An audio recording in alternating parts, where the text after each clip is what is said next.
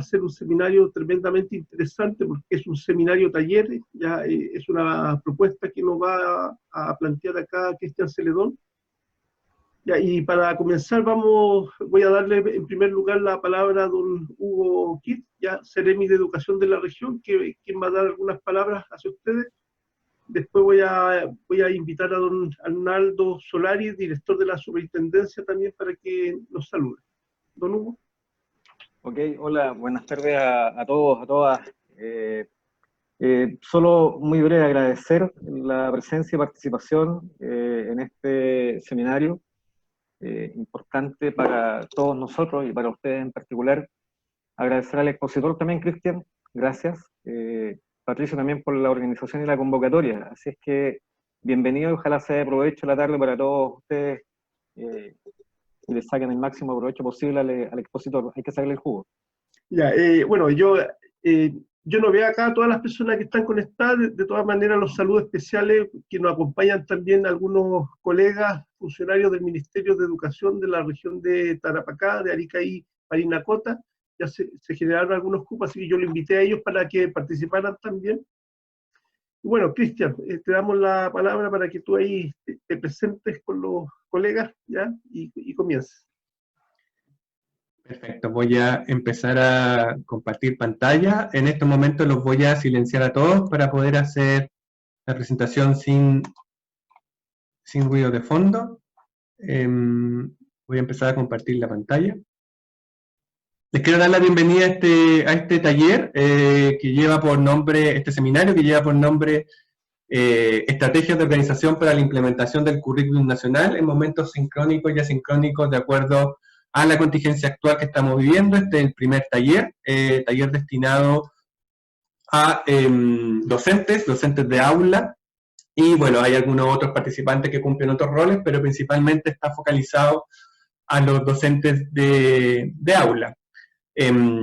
Me presento, mi nombre es Cristian Celedón, yo soy especialista en educación, trabajo en la Universidad de Chile, pero además también trabajo como consultor con diferentes establecimientos educativos, con diferentes universidades, con algunas autoridades educativas, etcétera, principalmente apoyando en aspectos de innovación educativa, esa es mi especialidad, en cómo poder llevar a cabo políticas públicas con innovación educativa, pero además en aspectos de transformación metodológica y modernización de los sistemas educativos. Es por esto que en esta contingencia he tenido harto trabajo, porque justamente y lo he dicho en varios seminarios, lo que no hemos avanzado en 10 años, lo avanzamos en 3 meses.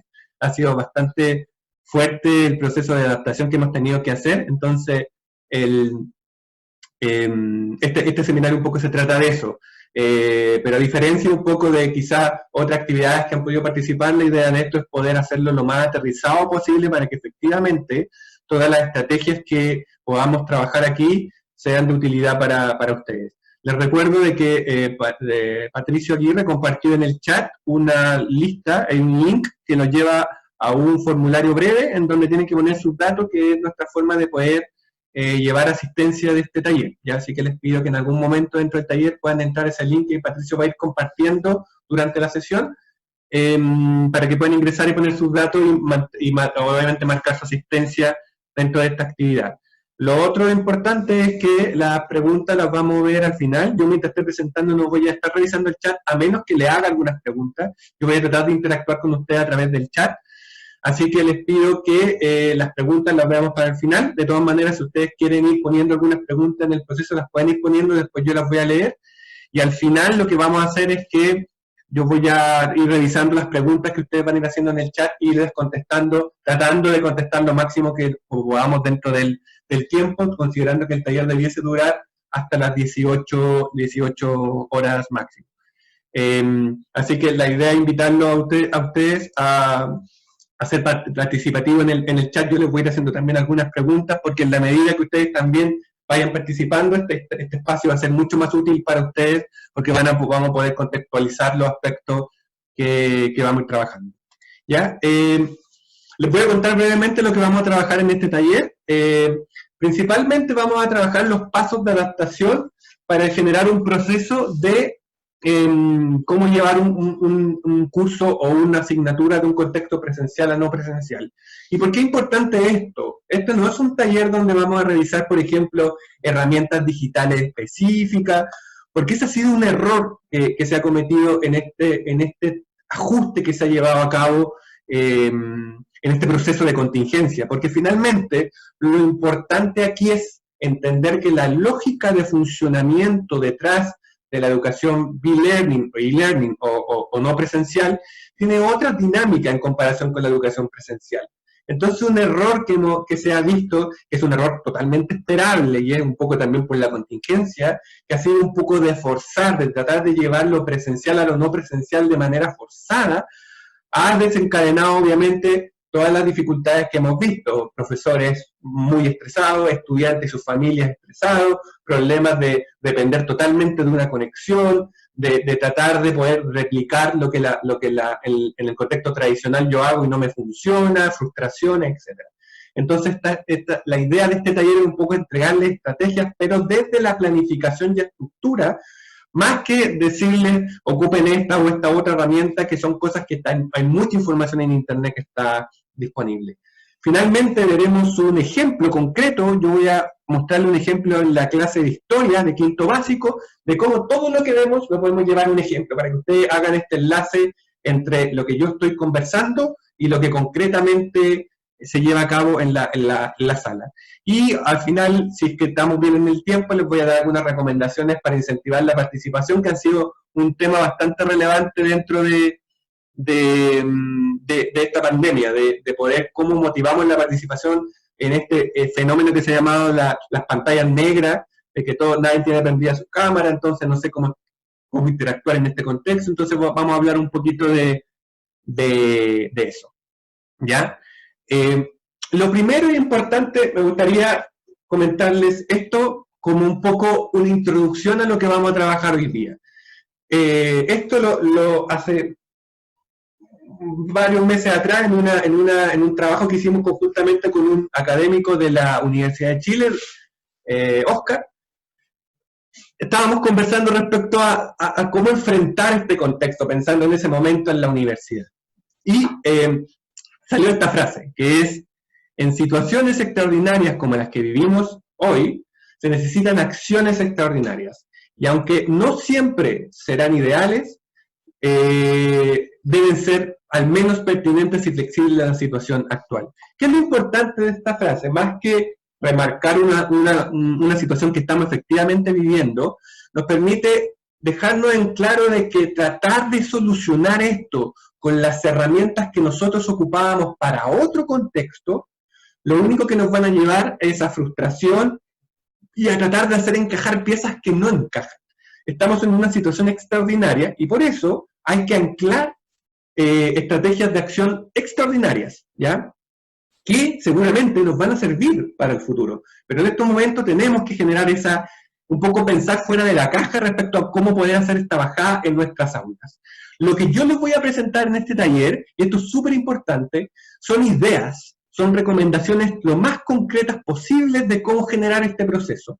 Obviamente va a ser misión de cada uno de ustedes como profesoras y profesores ver qué les sirve más, qué es lo más importante que puede ser para su clase y ver qué rescatan de esto. Esto no es una fórmula, ojo, sino que es una estrategia en la cual ustedes pueden tomar ciertas cosas, quizás descartar otras, pero tratar de flexibilizar y adaptarlas de la mejor forma, considerando sus estrategias, sus estudiantes, su contexto, su establecimiento, etc. Entonces, estas son recomendaciones que yo espero que les puedan ser lo más útil posible, pero recordando siempre que son desde la flexibilidad, que es una palabra clave ocupar en este momento de pandemia, la flexibilidad, ¿ya?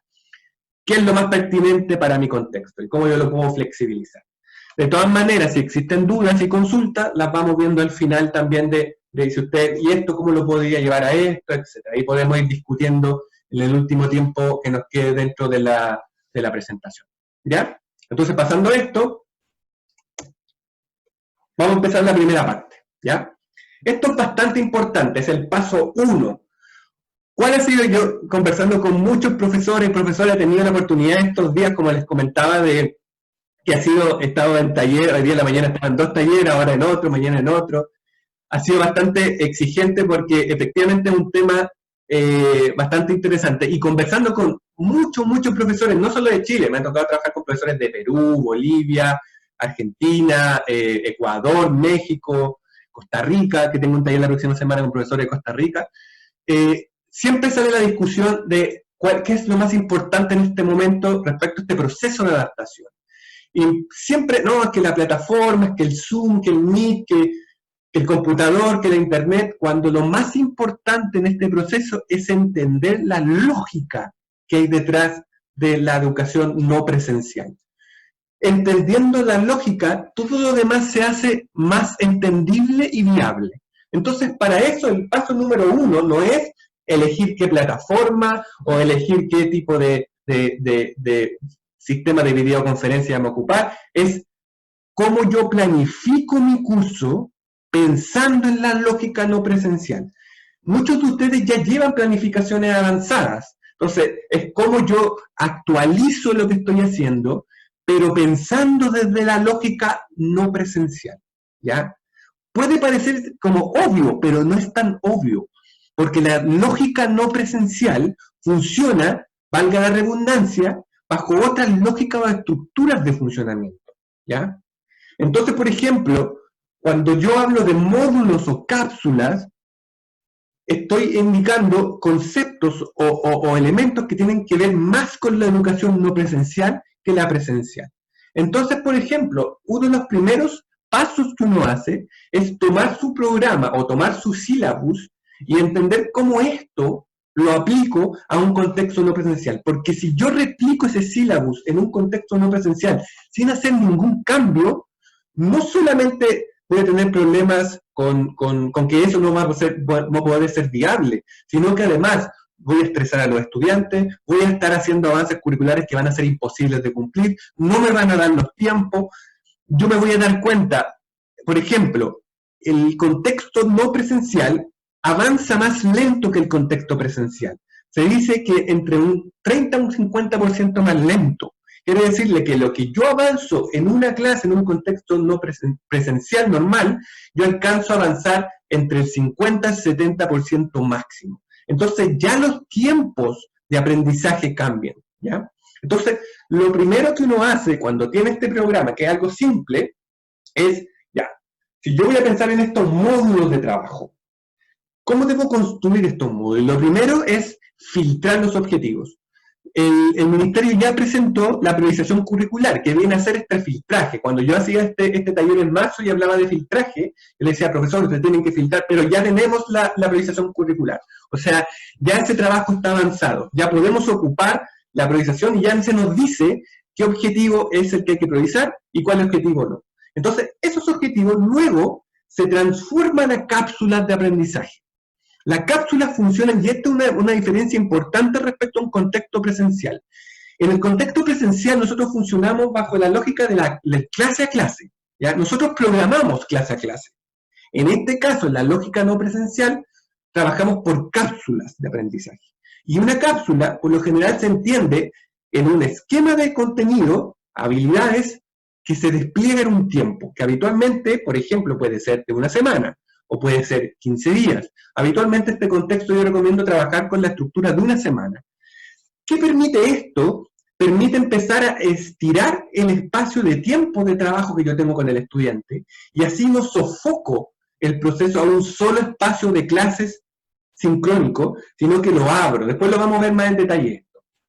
Otro aspecto importante es que, a diferencia del espacio tradicional, donde el profesor puede replicar estrategias que habitualmente hace y quizás no necesita tanta planificación, en el espacio no presencial no se puede, valga la redundancia, improvisar, ¿ya? Lo que el profesor tiene que tener, el profesor o profesora tiene que tener súper claras las actividades y los recursos que voy a ocupar, porque eso los debo estructurar para este contexto no presencial. Ojo, que las actividades y los recursos tienen que también ser pensados bajo esta lógica. Después lo vamos a ver en más detalle eso.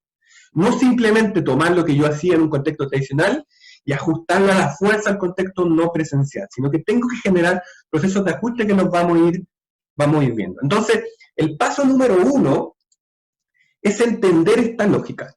Yo les decía que uno de los elementos centrales de esta lógica tiene que ver con las priorizaciones curriculares o los filtrajes curriculares. Algunos establecimientos le han llamado las podas curriculares, ¿ya? En donde, ¿por qué me gusta el concepto de poda? Porque es el árbol, yo tengo que sacar las ramas sin afectar el árbol, el tronco principal. Entonces me gusta el concepto de poda porque es sacar las ramas, pero sin afectar el árbol. Este trabajo es bastante complejo, pero lo bueno es que ya contamos con ese insumo en la priorización curricular que presentó hace algunas semanas el Ministerio de Educación. Es importante, les voy a dar una pequeña elementos de eso porque los ejemplos que yo voy a ocupar van a ocupar esta priorización. Entonces yo necesito que ustedes tengan claridad respecto a qué vamos a entender cuando hablamos, por ejemplo, de O a nivel 1, O a nivel 2, etc. Algunos elementos súper generales, la priorización no es obligatoria, es de carácter orientadora, en este sentido es un marco de actuación pedagógica, ¿ya? ¿Qué quiere decir esto? Que no reemplaza el currículum, ni es una adecuación del currículum, sino que simplemente es un marco pedagógico donde el profesor puede decir, estas son las prioridades en las cuales yo tengo que poner foco bajo esta situación de contingencia. Lo cual es en extremo útil, porque en estos momentos debemos priorizar. Es imposible que alcancemos a pasar el contenido como si no hiciéramos ni un cambio. Entonces la priorización viene a decir cuáles son los elementos claves que hay que continuar. Esto no es solo este año, es 2020-2021, recién el primer semestre de 2022, retornamos a la, entre comillas, normalidad. Y obviamente requiere de flexibilidad en el plan de estudio y la jornada, porque considera la disminución de los tiempos lectivos. Y prioriza obviamente una evaluación más flexible, informativa y sistemática, y eso lo vamos a ir viendo en los ejemplos que vamos a trabajar posteriormente. Pero antes de pasar ya a lo medular, solo a nivel general, la priorización del Ministerio presenta 3 objetivos de aprendizaje. El nivel 1, el nivel 2 y los no priorizados. El nivel 1 quiere decir que son aquellos imprescindibles, o sea, que son aquellos progresivos, son aquellos que generan esta especie de piso mínimo por nivel para que el estudiante no tenga brechas que puedan afectar consecutivamente otro objetivo imprescindible de los siguientes años. Entonces se puede entender que estos grupos de objetivos generan la especie como de primer nivel mínimo que el estudiante tiene que tener, con tal de que las brechas de aprendizaje sean lo mínimo posible para que le afecte una continuidad con otro año. Entonces, por eso se califican como objetivos imprescindibles, porque si es que no están, sí pueden haber brechas importantes que pueden afectar los siguientes años. Luego están los integradores significativos, que son aquellos que se integran, valga la redundancia, con otras asignaturas, y los que también aportan al desarrollo integral del estudiante como ciudadano, como persona que aporta al desarrollo de la sociedad. Entonces son relevantes, pero no son el piso mínimo, pero son relevantes. O sea, a la medida de que yo aseguro un nivel 1, puedo avanzar un nivel 2.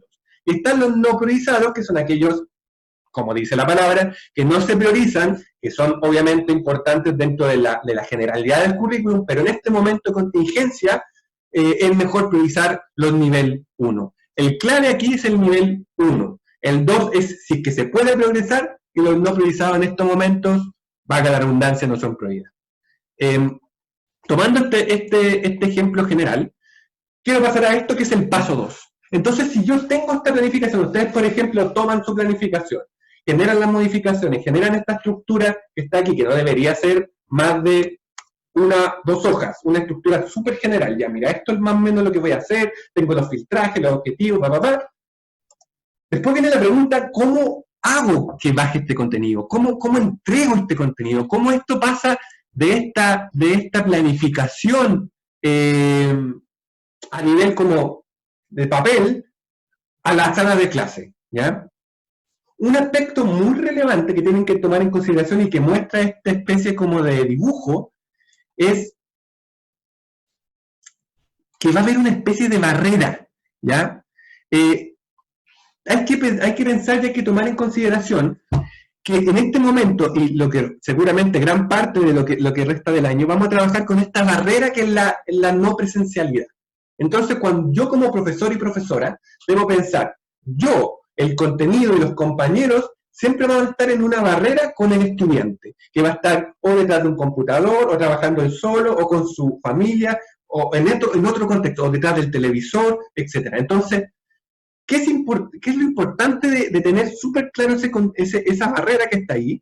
Es que cuando yo planifico, cuando yo estructuro una actividad, un recurso, etc., yo debo partir desde ya sabiendo que existe esa barrera. ¿Cuál es lo que, por ejemplo, al principio se hizo mucho? Lo que se hizo fue el profesor decir, o profesora, a mí me funciona esta actividad en clase, entonces lo que yo voy a hacer es tratar de tomar esta actividad y esto cómo lo llevo a un contexto no presencial, cómo la adapto. El tema es que no todas las actividades no funcionan bien en un contexto no presencial. No todo lo que funciona bien en el presencial me va a servir en un contexto no presencial.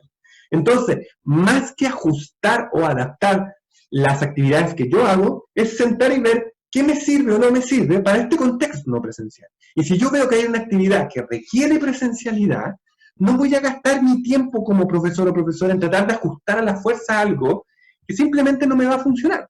Entonces, lo que yo hago es, ocupo lo que me sirve y ahí hago un barrido y un filtraje. ¿Qué estrategias me sirven? ¿Qué estrategias no me sirven? Las que no me sirven porque necesitan presencialidad, las retomaré el próximo año. Pero las que ahora necesito ocupar son aquellas que están en este momento. Lo otro importante, y como dice ahí la profesora Daniela, esta barrera de no presencialidad acentúa también otras barreras, ¿ya? Acentúa, por ejemplo, los problemas de accesibilidad que pueda tener un estudiante, acentúa también barreras respecto a problemas socioemocionales que el estudiante pueda tener, problemas en los hogares de los estudiantes, problemas familiares de los estudiantes. Hemos visto las cifras de aumento de violencia intrafamiliar, etc. Entonces, esta barrera no solo tiene que ver con el computador, con el acceso a internet, tiene que ver con todo lo que influye el hecho de la contingencia que estamos viviendo. Ahí después vamos a ver en la presentación algunas cosas que tienen que ver con salud mental, etcétera, ¿ya? Que como muy bien dice Daniela, que de repente son hasta de mayor gravedad, ¿ya? Que simplemente el tema, por ejemplo, de la conexión.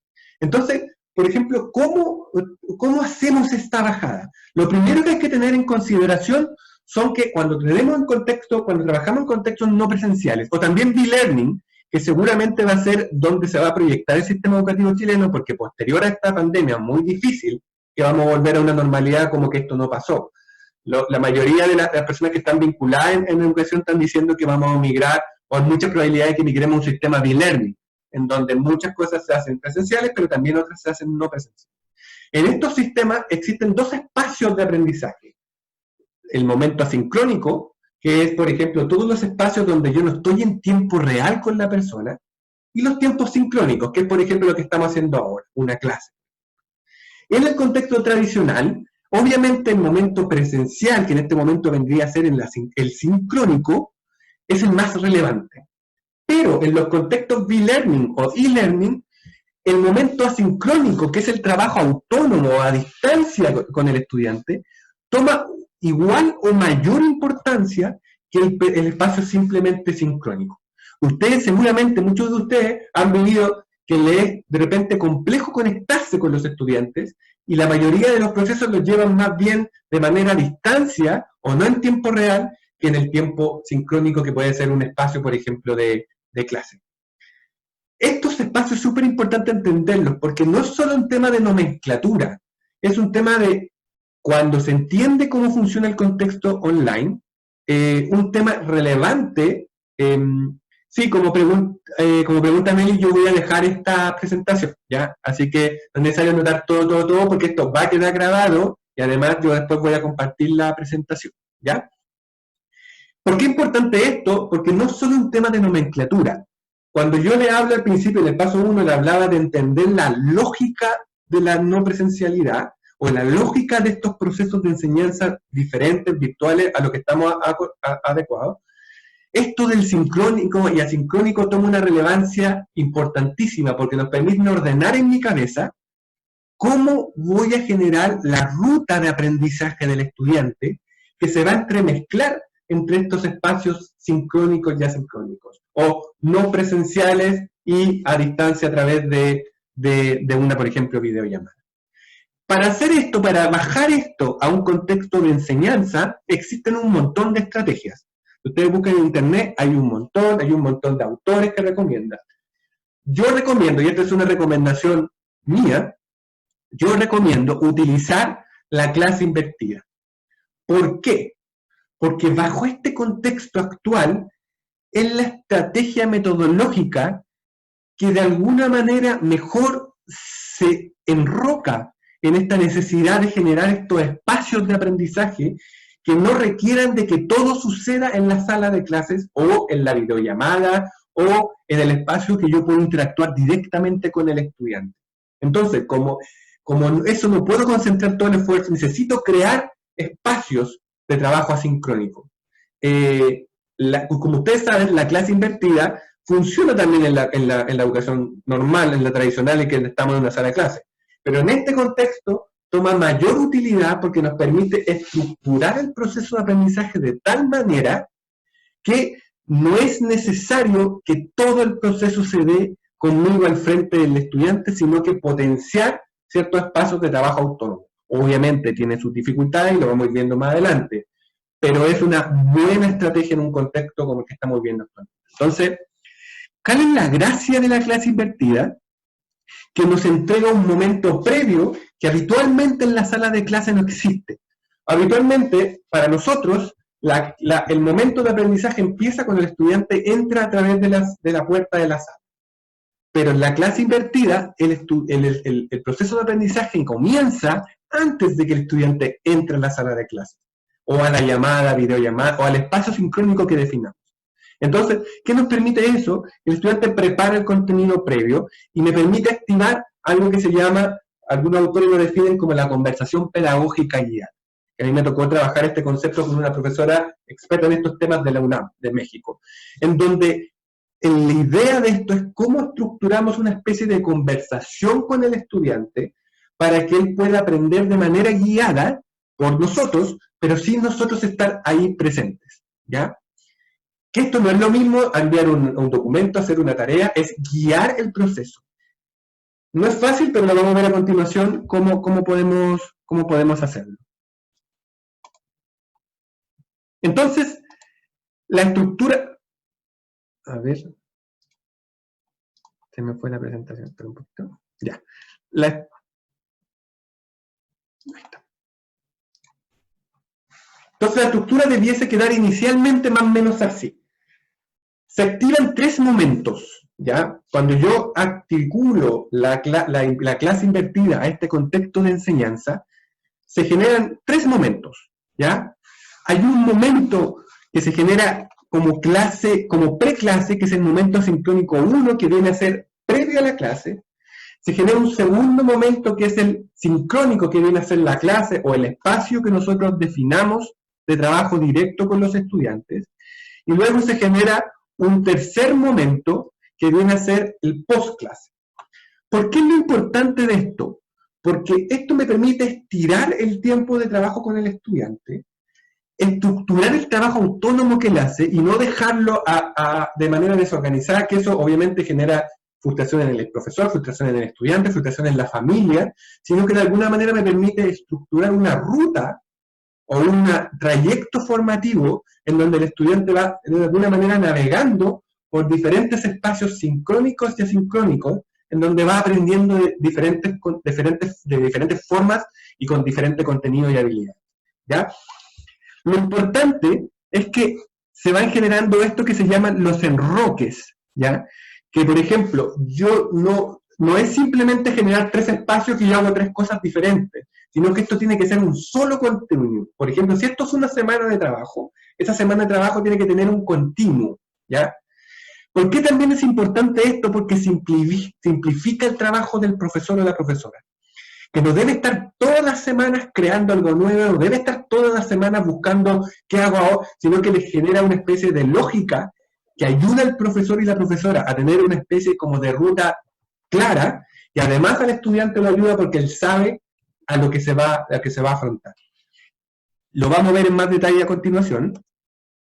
Entonces, por ejemplo, ¿cómo se activaría estos momentos si consideramos la priorización curricular? Después, no se preocupen porque después vamos a ver un ejemplo donde todo esto lo vamos a bajar a cómo se hace como concretamente en una clase. Ustedes tienen, por ejemplo, el preclase, en donde el preclase, el objetivo, tenemos dos objetivos de aprendizaje que son importantes de trabajar. Los de conocimiento y comprensión, que son más que nada los de contenido, y los de habilidades, ¿ya? Entonces lo que yo requiero es cómo puedo traspasar el contenido de habilidad previamente, o sea, el contenido, de conocimiento y comprensión previamente, con tal de que el espacio de clase yo lo ocupe mayormente para potenciar ciertas habilidades en el estudiante, ¿ya? ¿Cómo puedo liberar espacio en esos pocos espacios que cuento de trabajo directo con el estudiante para poder focalizarme en eso y no simplemente hacer una clase presentando una PPT por 40 minutos y ocupar todo el tiempo en eso, o 30 minutos, el tiempo que cada establecimiento destine? Entonces, para eso tengo que generar un retroceso en donde los objetivos de conocimiento y comprensión, principalmente en los aspectos clave que yo requiero que el estudiante sepa, los trabajo previamente, ¿ya? Y voy generando, si ustedes se fijan ahí, espacios permanentes de evaluación. ¿Por qué? Otra diferencia importante al contexto no presencial versus el contexto presencial es que yo por lo general en el contexto presencial evalúo bloques de contenido. Entonces yo dejo pasar una unidad, la termino y evalúo. Y eso puede pasar, por ejemplo, un mes. En este contexto, eso es muy peligroso porque yo no sé si el estudiante está aprendiendo yo ni siquiera lo puedo ver a la cara. Entonces, yo no sé si el estudiante está totalmente perdido, si me está diciendo que... Entonces, yo necesito implementar la evaluación formativa de manera progresiva, con tal de que la evaluación no sea un hito, sino que la evaluación sea un permanente respecto al proceso. Después vamos a ver cómo hacer instancias pequeñas. Esto no quiere decir, ojo, que tengo que hacer una prueba todas las semanas o todos los días. Son pequeños ejercicios que a mí me permiten detectar si el estudiante está aprendiendo o no está aprendiendo, relacionado con los objetivos de aprendizaje, tanto de conocimiento y comprensión como de habilidades, que están inmersos en esto. Obviamente, esto se convierte en un ciclo, pero no se convierte en un ciclo inamovible, sino que cada vez que yo voy avanzando, voy aprendiendo. Entonces yo implemento un ciclo, veo cómo me va, y luego eso me genera aprendizaje. Si yo puedo decir, mira, este tipo de actividades le gustaron más, este tipo de cosas le gustó más, este tipo por ejemplo, de contenido le llamó más la atención. Entonces para el próximo ciclo han hecho algunos cambios, pero ya por lo menos la estructura o el esquema lo tengo claro, ¿ya? Obviamente algunos elementos de esto ustedes los pueden modificar respecto a cómo usted lo estima más pertinente para su contexto de aula, pero o para su contexto propio de sus propios estudiantes, su contexto socioeconómico, el contexto de acceso de los estudiantes, por ejemplo, a plataformas o a internet o a computadores, pero estructurar un proceso de aprendizaje ya facilita tanto a ustedes como a los estudiantes poder tener una lógica de funcionamiento más clara. Y obviamente no hay que olvidar, y por eso sale abajo de manera importante, que todo esto se debe construir bajo un objetivo central que es el apoyo emocional y la contención. ¿Qué quiere decir esto? La salud mental, no solo de los estudiantes, sino también de los equipos docentes, ¿ya?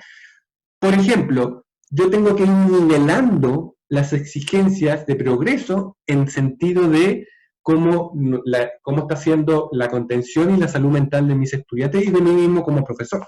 Por ejemplo, yo puedo terminar de pasar un nivel 1 de objetivos de aprendizaje y yo digo, podría pasar al nivel 2, no es prioridad, pero podría pasar, pero mejor quizás hago un espacio de trabajo en la clase un poquito más distendido, hacemos una discusión, les permito que refuercen algunos contenidos, en vez de, por ejemplo, estresarlos pasando en un nuevo contenido que no es prioritario en la priorización curricular. Entonces, ¿qué pongo delante? ¿Pongo a que avancen un poco más en el currículum o quizá trabajar en apoyándolos quizá en otras cosas con tal de que su frustración y presión disminuye un poco, y así disminuye también mi presión y el de la familia? Entonces, el trabajo de nivelación en las exigencias para poder potenciar una apropiada salud mental de todos los involucrados en estos momentos es clave. El profesor y profesora tienen que tomar determinaciones claves para poder, obviamente, disminuir eso, porque no solo le afecta a los estudiantes, también a la misma profesora o profesor. Y eso es muy relevante. Algunos autores norteamericanos que han estado trabajando en esta contingencia han llegado a la conclusión del reporte que en este momento lo más importante y número uno es la salud mental y luego el trabajo de progresión curricular. ¿Por qué esto? Porque si tenemos estudiantes que están en niveles de estrés o frustración alto, por muy buena estructura que ocupemos, los estudiantes no van a aprender. Eso las personas que estamos en educación lo sabemos.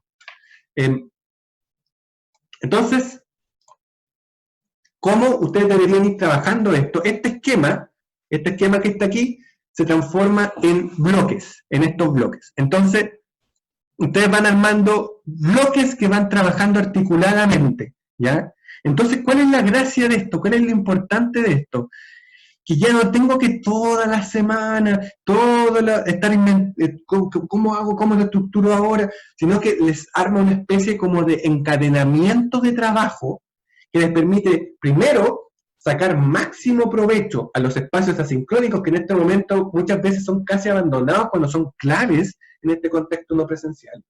Y lo otro importante que también les permite ir trabajando ordenadamente tanto la complejidad de los objetivos de aprendizaje que van trabajando, como también cómo se va articulando, porque ustedes van bien, ya, mira, voy a ver este contenido o este objetivo en el bloque de la clase 2, entonces voy trabajando chuta, no alcancé a trabajar ese contenido, entonces ya sé que tengo que retroceder al otro contenido para ir trabajando ese bloque. Entonces, esto les permite de alguna manera generar un esquema en la cabeza. Todos los que hacemos clase sabemos que cuando tenemos un esquema en la cabeza de cómo va a funcionar nuestro proceso de enseñanza, se nos hace todo más fácil que estar con una nebulosa sin saber bien cómo funcionar. Entonces, esto me permite, de alguna manera, como docente, ordenarme. Es decir, estos van a ser los momentos, estas van a ser las estructuras, estos van a ser los niveles de complejidad. Entonces, después lo que tengo que ir haciendo con mi programa priorizado, ir llenando cojitas solamente, diciendo, ya, mira, voy a ver esto, voy a mostrarle esta cosa, voy a hacer esto, ya, cubrí esto. Ya, voy a hacer esto, voy a cubrir esto, ya. Voy a ver cómo funciona, y haciendo adaptaciones, pero ya al tener esa estructura, obviamente tomando la flexibilidad y viendo qué cosa les sirve y no les sirve a ustedes bajo su contexto propio de aula, o de contexto de enseñanza con sus estudiantes y familias, y de establecimiento, les permite ya tener una estructura base donde anclar ese proceso que van a tener que trabajar con sus profesores.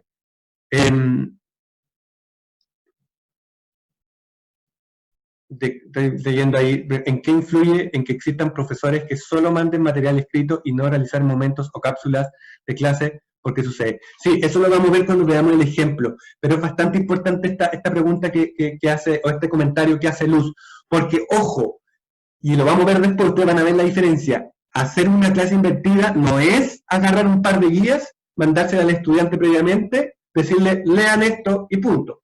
Si hacen esto, lo que va a pasar es que van a llegar a la clase, ustedes le van a decir, ¿leyeron? Y los estudiantes van a decir, no leímos, profesor, disculpe.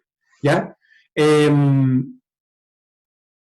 Entonces, el proceso de conversación, que la vamos a ver más en detalle a continuación, es diferente. El proceso, hay que generar una conversación con el estudiante, que al principio cuesta un poco, pero de a poquito va enganchando. Pero para armar esa conversación, yo necesito una estructura donde armarla. Y esa estructura es lo que estamos viendo a continuación, ¿ya? Entonces ustedes parten de las cápsulas y después esas cápsulas se van transformando y ustedes lo pueden reemplazar ya. Una clase es una cápsula o 2 clases son una cápsula y ustedes van transformando eso de la manera que a ustedes más les acomode en relación a su contexto, ¿ya? Entonces, yo le hago una pregunta, vamos a hacer una pequeña pausa para tomar agua, pero les voy a hacer una pregunta a ustedes, ¿ya? Si yo tengo esto, yo necesito en este cuadro establecer una conversación con el estudiante. Yo necesito que el estudiante, todos los objetivos y los contenidos que yo vaya trabajando, el estudiante vaya avanzando como en un ciclo, como en un trayecto, en una ruta, en donde yo lo puedo ir guiando, pero sin necesidad de yo estar necesariamente presente al lado de él para ir guiando este proceso. Que viene a ser lo que se denomina esta conversación pedagógica guiada. Mi pregunta es, ¿cómo generamos esa conversación? ¿Cuál sería el elemento, si yo les pregunto, cuál sería el elemento clave que yo tengo que incorporar dentro de esta estructura de trabajo con el estudiante? Como dice Yanna, ¿cómo yo debo contactarme con el estudiante? ¿Cuál es el elemento pedagógico que yo tengo que utilizar para poder activar y mantener esta conversación pedagógica ya, y no simple mandar una tarea, mandar una guía para que lean, mandar una guía para que corrijan, lean esto, ya, ¿cómo yo hago Agustina dice que se sientan como tutor o acompañante. Luz dice ver la realidad del estudiante y su contexto social. Sandra dice se puede hacer clases diferentes de acuerdo a la realidad de los estudiantes, ¿ya? Pero si pensamos concretamente en una herramienta pedagógica, Paulina dice, primero básico, preparar al apoderado, sí, importante. Ya es darle tiempo para que nos cuenten sus cosas, sí, importante. Pero vayamos a lo más básico. ¿Qué herramienta pedagógica básica yo puedo ocupar para activar una conversación con el estudiante? Mel dice, una vez realizada la actividad, responder con el ticket de salida. Ahí dice algunas preguntas, ¿ya? Ahí Mel está acercándose. ¿Cómo yo activo una conversación? Cuando yo quiero saber algo de alguien. Perfecto, Yanna. Con una pregunta, ¿ya? Paulina, realizar preguntas. Esto es clave, ¿ya? Muy bien, Agustina, ocupando sus contextos, preguntas, ¿ya? La única manera de construir una conversación pedagógica guiada, como dice José, es con preguntas. Yo debo estructurar mi ruta de aprendizaje con preguntas, ¿ya? Puede sonar obvio, pero no es obvio, porque yo tengo que generar ese vínculo con el estudiante, ¿ya? ¿Qué pasa, por ejemplo? Ustedes me pueden decir, alguien me puede haber dicho, por ejemplo, darle instrucciones al estudiante. Darle instrucciones puede servir para poder comenzar esta conversación. ¿Por qué la instrucción no comienza la conversación? ¿Por qué creen ustedes? ¿Por qué ustedes creen que, por ejemplo, yo tengo que ocupar preguntas y no instrucciones? ¿Por qué creen?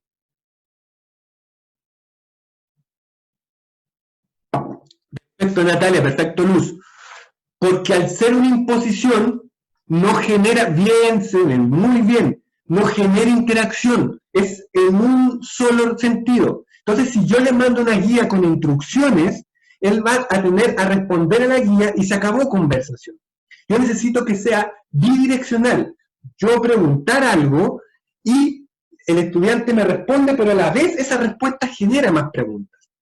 Pero es cualquier pregunta me sirve, cualquier pregunta va a activar una conversación. No. Muy bien, como dice Lu, no cualquier pregunta. Y para eso, además de la clase invertida, tenemos que ocupar algo que se llama aprendizaje basado en preguntas. La pregunta debe estar asociada al nivel de objetivo que nosotros queremos trabajar. Esto funciona igual que las taxonomías. ¿Qué pasa, por ejemplo? Les voy a hacer una pregunta. Ya estamos empezando a cómo armo el preclase. Entonces, yo le envío un contenido súper simple al estudiante, o un video de 3 minutos, que el estudiante lo tiene que ver. Y le hago una pregunta de alto nivel, una pregunta muy difícil al estudiante, porque yo quiero motivarlo. Es primera vez que el estudiante interactúa con ese contenido y yo le mando una pregunta difícil. ¿Qué va a pasar con ese estudiante? ¿Qué creen ustedes? ¿Cuál va a ser la reacción de ese estudiante frente a este contenido nuevo y esta pregunta difícil? Muy bien, se va a desmotivar, se va a frustrar. Y con la mejor de las intenciones, yo voy a generar frustración. ¿Qué pasa si a esa frustración le sumo que el estudiante está en su casa, encerrado, sin poder salir, en pandemia, con medio triste? ¿Qué pasa más encima? Además de frustrarse, el estudiante deserta o no va a querer. ¿Cuántos estudiantes ustedes tienen que no quieren saber nada? Nada de nada, ¿ya? Se va a distanciar del proceso. Entonces, por eso es bastante importante que esto no es solo hacer preguntas, es hacer la pregunta correcta. Y para esto tenemos dos tipos de estrategias. Tenemos los niveles de pregunta y las tipologías de pregunta. Hay un montón de tipologías, yo elegí estas que son las más simples, porque simplemente tenemos dos niveles. Tenemos las de bajo y alto nivel, ¿ya? Obviamente las de bajo son más que nada recuperar literalmente la información, son más memorísticas, y las de alto nivel que exigen operaciones mentales complejas. Ustedes pueden decir, no, pero las preguntas memorísticas no sirven, a nosotros no queremos, en ciertos momentos sí sirve la pregunta memorística, porque tú al principio necesitas, hay un objetivo de aprendizaje, muchos objetivos de aprendizaje de habilidades son identifique, rescate información, ni siquiera estamos pidiendo que analice, no, rescate. Un texto rescata información. Eso lo vamos a ir viendo cuando vamos avanzando. ¿Qué pasa cuando no hay respuesta? Y también hay preguntas, hay tipos de preguntas. Hay preguntas de fijación, que son más bien como que se le ancla un contenido concreto, por ejemplo, cuando preguntamos por una definición, o por un año, o por un personaje. Cuando hacemos preguntas de aplicación, cuando ya queremos avanzar un poco más de definición por conceptos, sino que trabajar, por ejemplo, vinculando conceptos, compare conceptos. Y después están las últimas, que son las más complejas, que son las productivas, que son las que el estudiante ya tiene que hacer un análisis, donde tiene que ocupar operaciones mentales más complejas. Entonces, por ejemplo, cuando nosotros le decimos una opinión, ¿por qué, por ejemplo, no le podemos pedir, por qué, por ejemplo, cuando el estudiante está por primera vez viendo un contenido, por ejemplo, le entregamos el material previo? Por ejemplo, le entregamos un video que dura 5 minutos de X cosa, de biología, por ejemplo, de ciencias naturales, sobre un proceso. Y le pedimos que él analice ese proceso, y es primera vez que lo ve, ¿ya? ¿Qué creen ustedes que va a pasar si yo le he pedido que analice un proceso y es primera vez que lo ve? Y esa es la pregunta inicial. ¿Qué va a pasar con ese estudiante? ¿Qué creen ustedes? Muy bien, Agustina, no sabe analizar. No porque no sepa el proceso de análisis, es porque no entiende lo que está analizando. Cuando tú analizas algo, tienes que hacer relaciones de concepto, tienes que hacer vincular. Ustedes saben, analizar es dividir algo en partes. ¿Cómo lo voy a dividir en partes si ni siquiera sé cuáles son esas partes? Entonces yo parto primero con conceptos y luego analizo, ¿ya? Entonces, ¿por qué es importante esto? Y lo que vamos a ver a continuación es clave. Yo ordeno las preguntas respecto a los espacios asincrónicos y sincrónicos. No es hacer preguntas por hacer preguntas. La pregunta ordena mi diálogo pedagógico. La pregunta ordena mi conversación pedagógica guiada. No es cualquier pregunta. No es pregunta. Por eso muchas veces pasa que ustedes hacen la pregunta y no tienen respuesta. Porque no estoy haciendo la pregunta correcta. Porque estoy haciendo una pregunta quizás con un nivel de complejidad mayor a que el estudiante puede responder. Entonces, como dice Agustina, tú vas de lo más mínimo de lo menos complejo a lo más complejo. Entonces tú partes en la preparación del contenido con preguntas simples de bajo nivel, porque la idea es motivar al estudiante. La idea es que él responda fácilmente. Ustedes pueden decir, pero a mí no me sirve que memorice o responda fácilmente. Es que la importancia de eso no es que el estudiante sea capaz de inmediatamente analizar. Lo importante es motivarlo, ¿ya?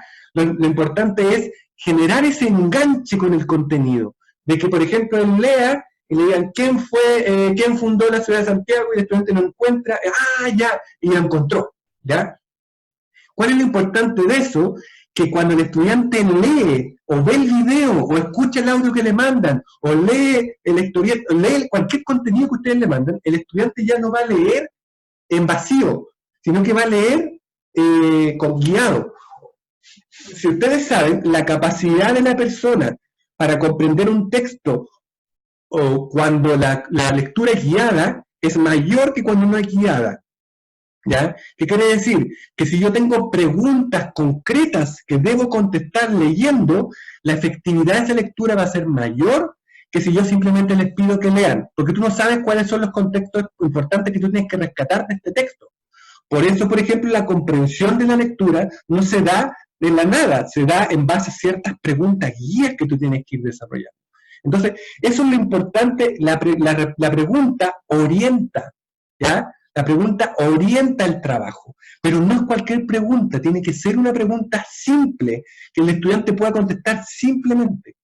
Luego, en la clase, yo paso a preguntas de aplicación un poquito más complejas, a preguntas productivas un poquito más complejas, y luego, en el trabajo post-clase, recién empiezo a trabajar preguntas más productivas, más difíciles, porque el estudiante ya tiene el contenido, ya tiene el concepto. Entonces yo puedo exigir un nivel de análisis un poco mayor y despliego las habilidades más complejas, por ejemplo, las habilidades que tienen que ver con dar a conocer tu opinión o construir una opinión, las doy cuando él ya identificó cómo voy a construir una opinión si ni siquiera he desarrollado la habilidad de identificar información de fuentes primarias o secundarias.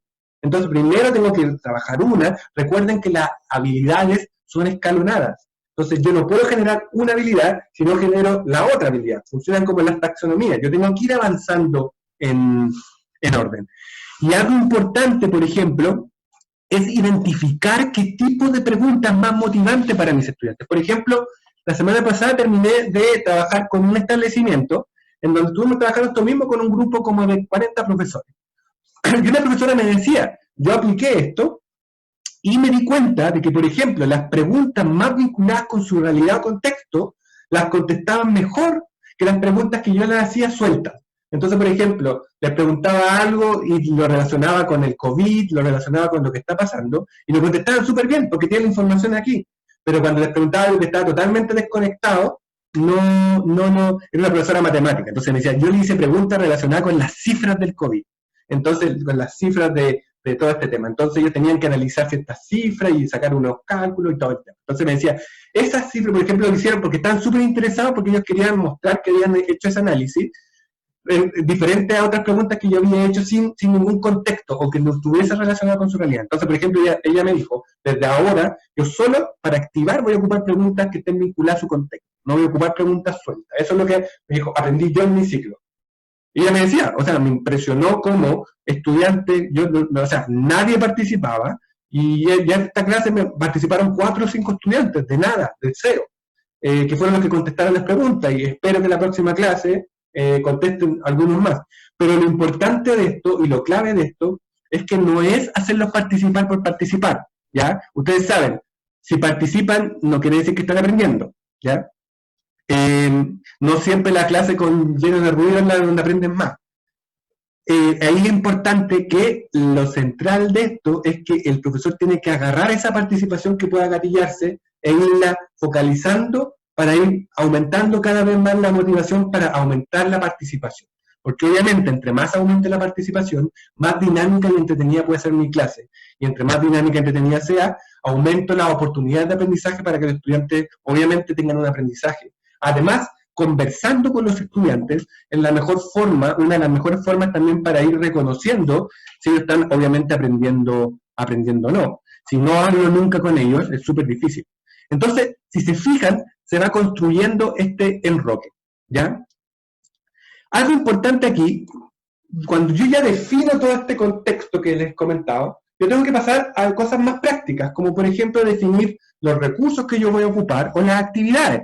Si ustedes se fijan, recién ahora estamos viendo los recursos.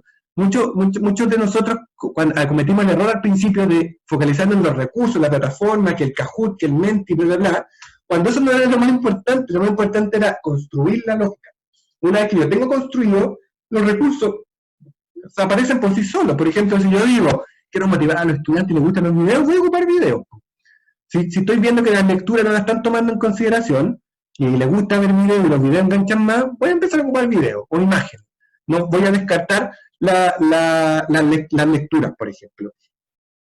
Algo importante que comentarles, yo he visto muchos profesores y profesoras que se han desvelado tratando de buscar la mejor recurso posible.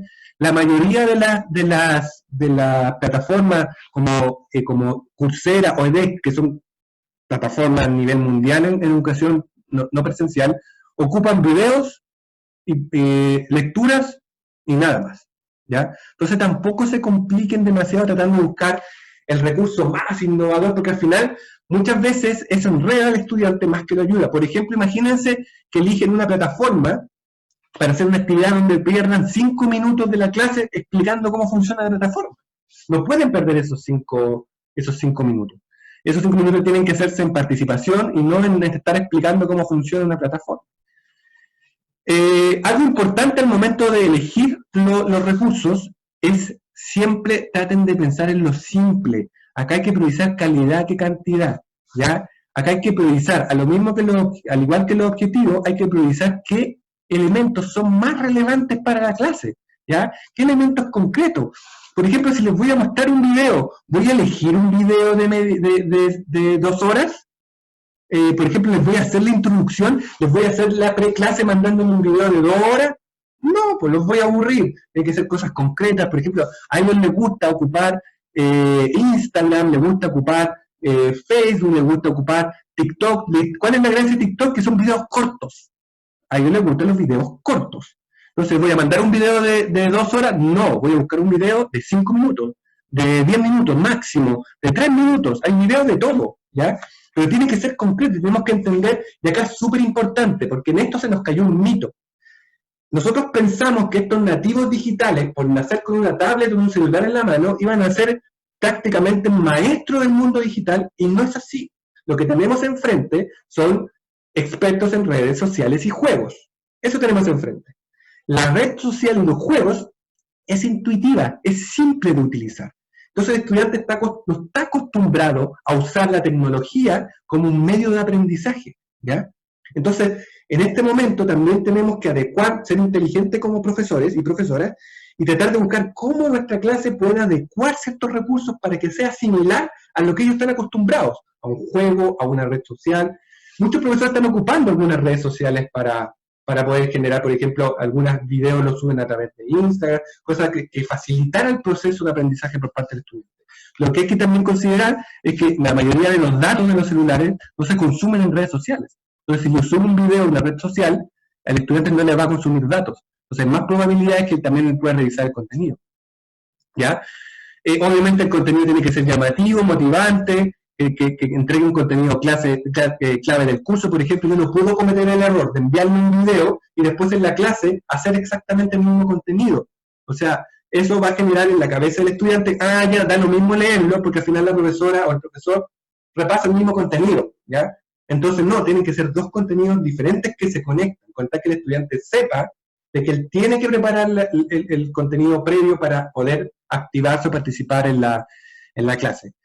Hay que cuidar obviamente los derechos de autor, que tener cuidado cuando compartimos videos, cosas así, y también conversar con los colegas. O sea, es súper importante de repente si tenemos otros paralelos de colegas que estén haciendo el mismo curso, conversar con ellos para ver quizás si podemos sacar mayores ideas. Sí, como dice Luis, es verdad. O sea, esta pandemia no ha sido un remesón para todos. O sea, no había una costumbre del uso. La tecnología en nuestro sistema educativo era un accesorio y no era un medular. Yo creo que uno de los grandes cambios que vamos a tener que tomar ahora es que la tecnología va a tener que pasar a algo medular, porque cada vez vamos a enfrentar un mundo más cambiante, donde vamos a requerir estos espacios tecnológicos formativos. Cada vez los estudiantes tienen que tomar más decisiones en contextos digitales. Entonces, obviamente la formación docente, como lo que estamos haciendo ahora, va a tener que volverse en un permanente, no solo en el contexto de emergencia, sino que permanente. La actividad de aprendizaje también, simplificarla, no tratar de buscar lo más complicado, lo más difícil, tratar de que sean simples y entretenidas, nada más, simples y entretenidas y que cumplan los objetivos de aprendizaje que yo quiero cumplir. Si es entretenida pero no cumple el objetivo de aprendizaje, no me sirve. Tiene que ser simple, entretenida, pero que focalizada con los objetivos de aprendizaje y focalizada en el espacio de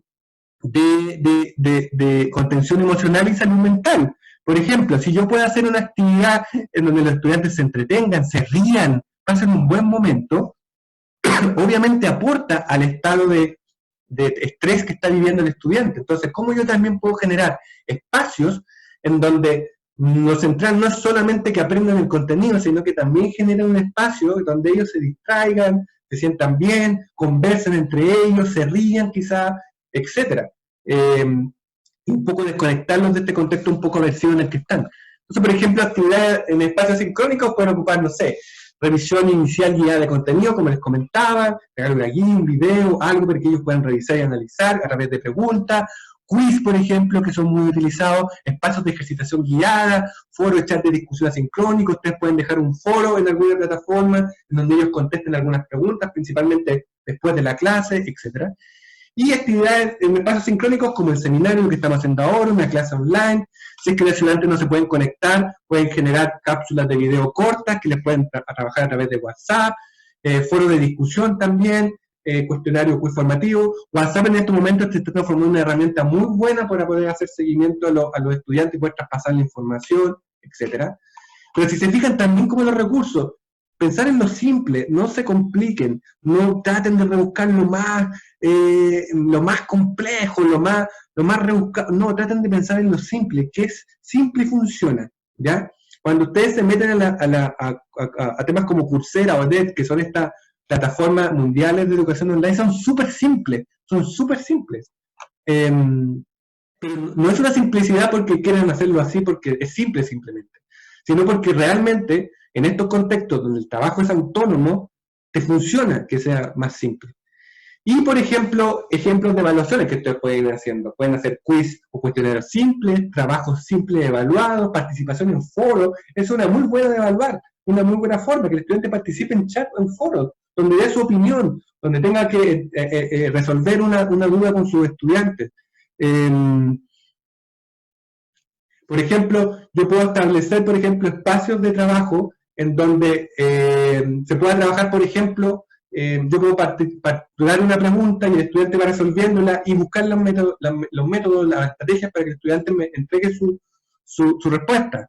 Pueden haber evaluaciones semi-complejas, por ejemplo, cuestionarios de examen online o cuestionarios abiertos de desarrollo o cuestionarios que yo pueda enviar al estudiante y después me lo contesta sin necesidad que el estudiante esté conectado.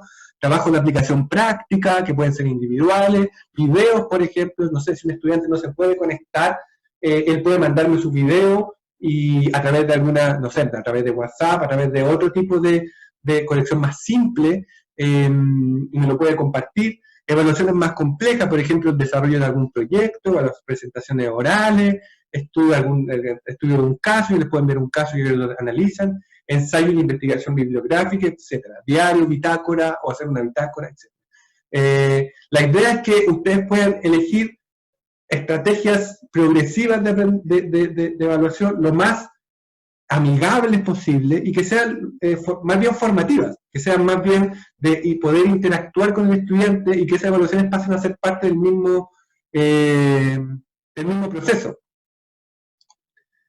Y, por ejemplo, antes de pasar al ejemplo, para definir y establecer, es súper importante definir y establecer canales de retroalimentación con los estudiantes.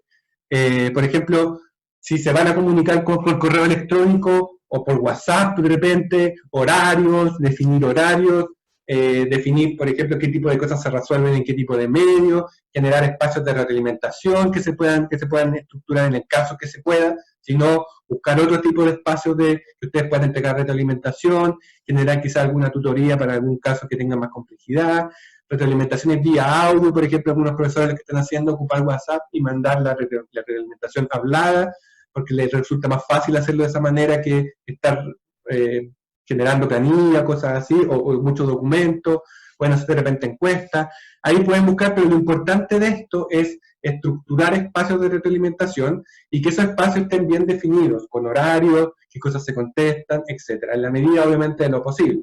Y lo otro importante es también conversar cuando se generen estos espacios respecto a los reglamentos y a los espacios de convivencia. Recuerden que en este contexto no presencial se pueden activar espacios de ciberbullying.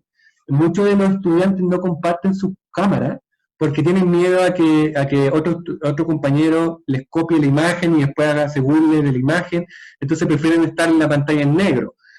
Algunos estudiantes no quieren mostrar también su contexto, qué pasa detrás, que está la mamá, que está en el comedor y la mamá pasa, o alguien pasa, entonces no quieren mostrar eso, les da como un poquito de vergüenza.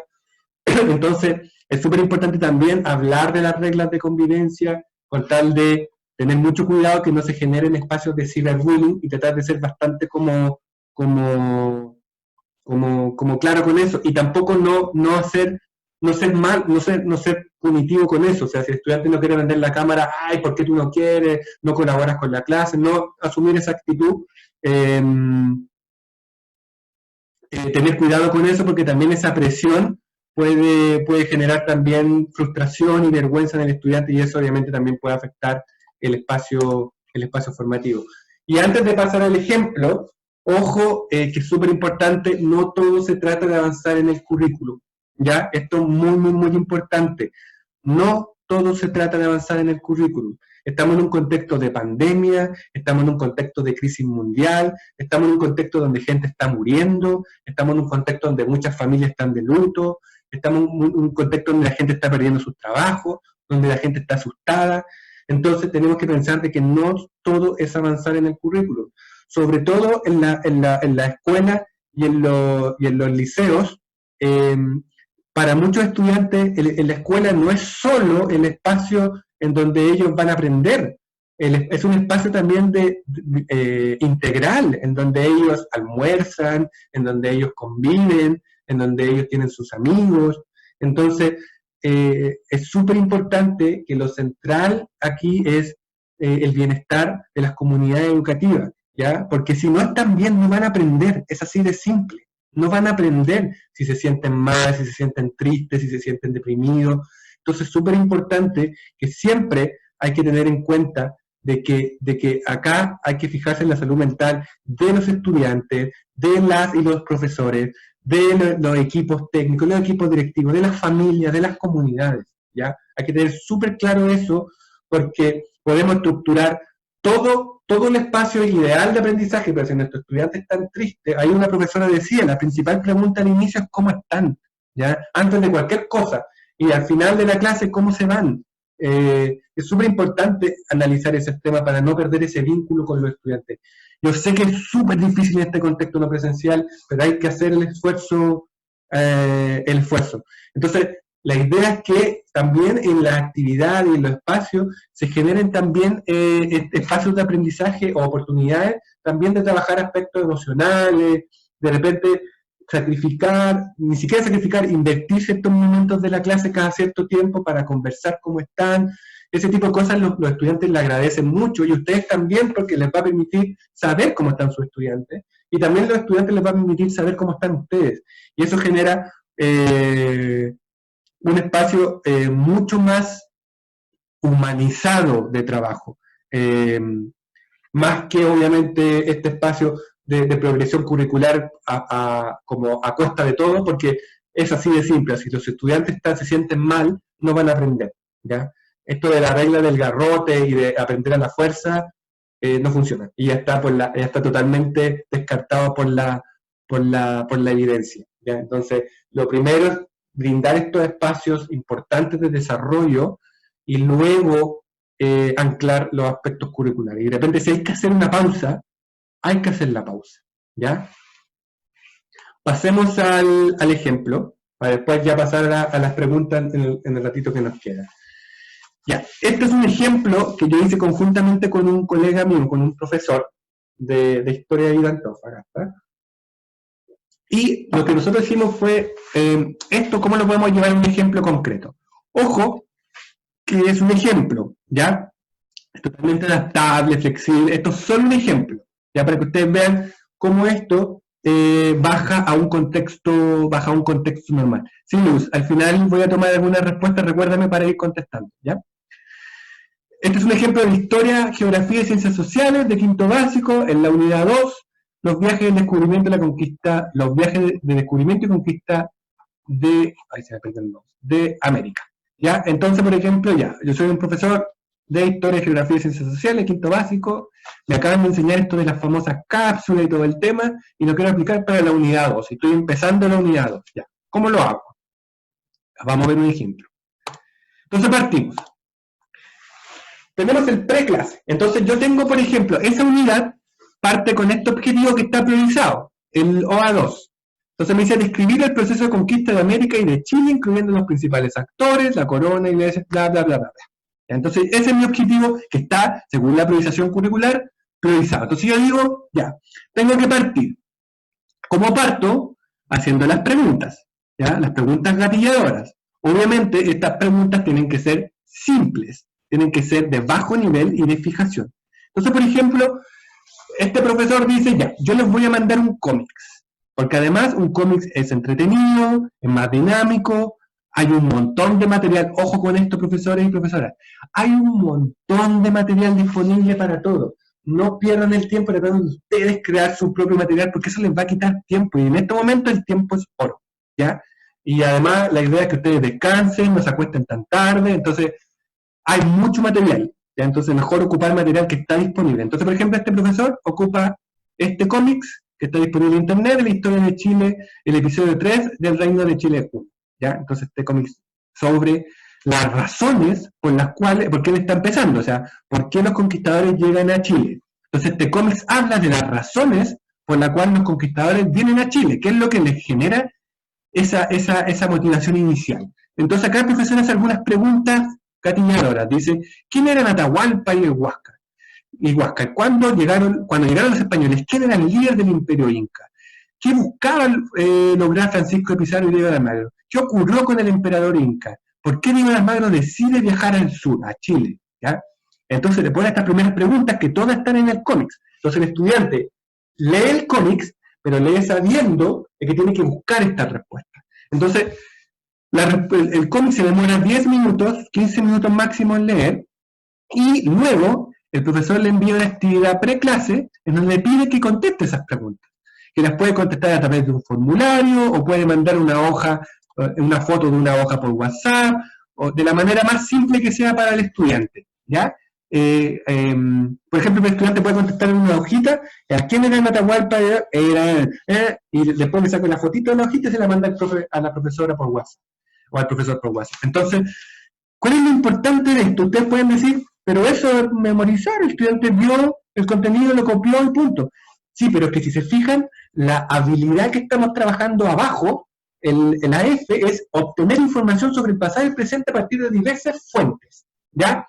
Entonces lo que yo necesito del estudiante es que él lea y obtenga información respecto a algunas preguntas que le estoy haciendo. Entonces, ¿está haciéndolo de habilidad? Sí, pues lo está haciendo, porque está buscando información en un texto, ¿ya? Entonces, acá no me interesa todavía que analice nada, acá me interesa solamente, y obviamente yo tengo en esta primera instancia, no todos van a participar al principio, ojo, al principio van a hacer poquito y de a poco se van a ir enganchando.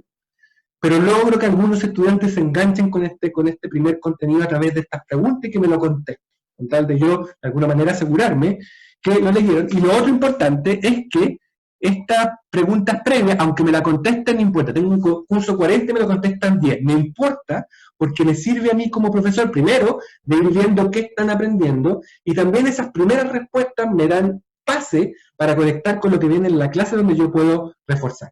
Entonces, si se fijan, esta primera parte, si lo llevamos a tiempo, es 25 minutos, 30 minutos máximo. 25 minutos, 30 minutos que el estudiante debe hacer esta preparación simple previa, pero para llegar con información necesaria para yo poder activar el segundo momento, que sería la clase.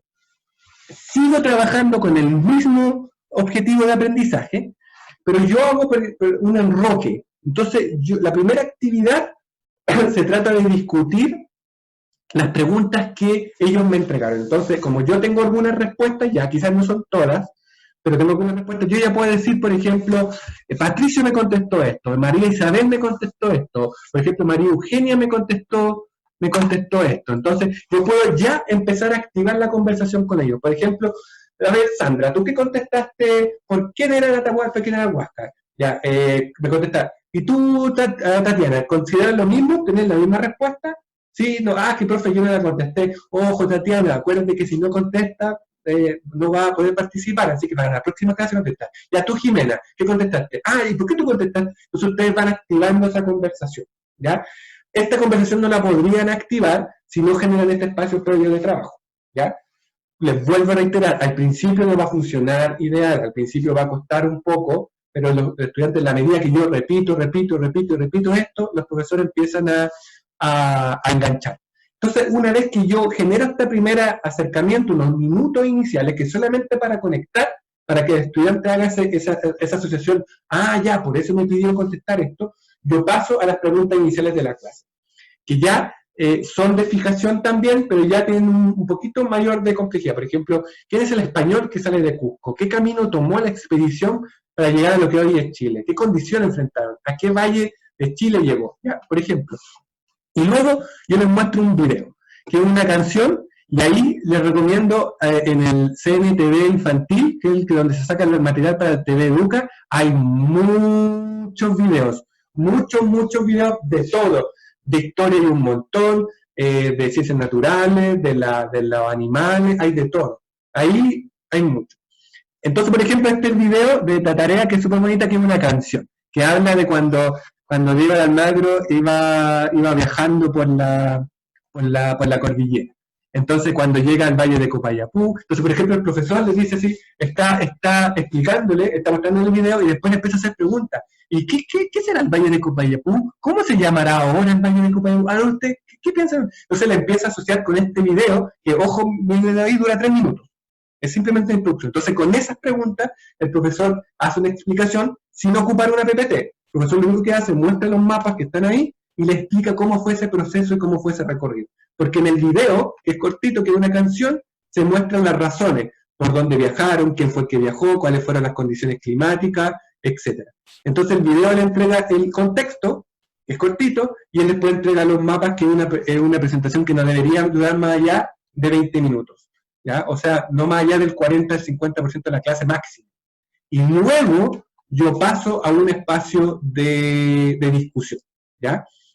Para los estudiantes que tienen problemas de conexión, esta pequeña cápsula se puede traspasar también, el profesor se puede grabar esos minutitos dando la cápsula. Entonces, para el estudiante que no se pueda conectar, él se puede compartir esa pequeña cápsula donde el profesor explica los mapas, por si hay estudiantes con problemas de conexión.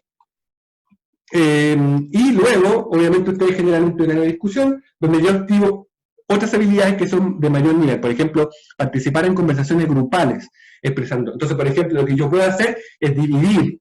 Entonces, los que se puedan conectar, discutimos en la clase, y los que no se puedan conectar, tienen que dar su opinión a través, por ejemplo, de un foro, ¿ya? Entonces, yo después como profesor analizo tanto la discusión que se da dentro de la clase, como también la discusión que se da en el foro. Entonces, doy diversas oportunidades de plataforma, dependiendo de si un estudiante tiene o no tiene conexión. Quizás un estudiante no va a poder mantenerse conectado para la discusión, pero sí puede después entregar su respuesta a través de un foro, a través de una red social que yo puedo habilitar, etc. Recuerden que las redes sociales no consumen datos. Entonces, si el estudiante tiene acceso a algún celular, no necesita recargar el celular o datos para poder conectarse a una red social.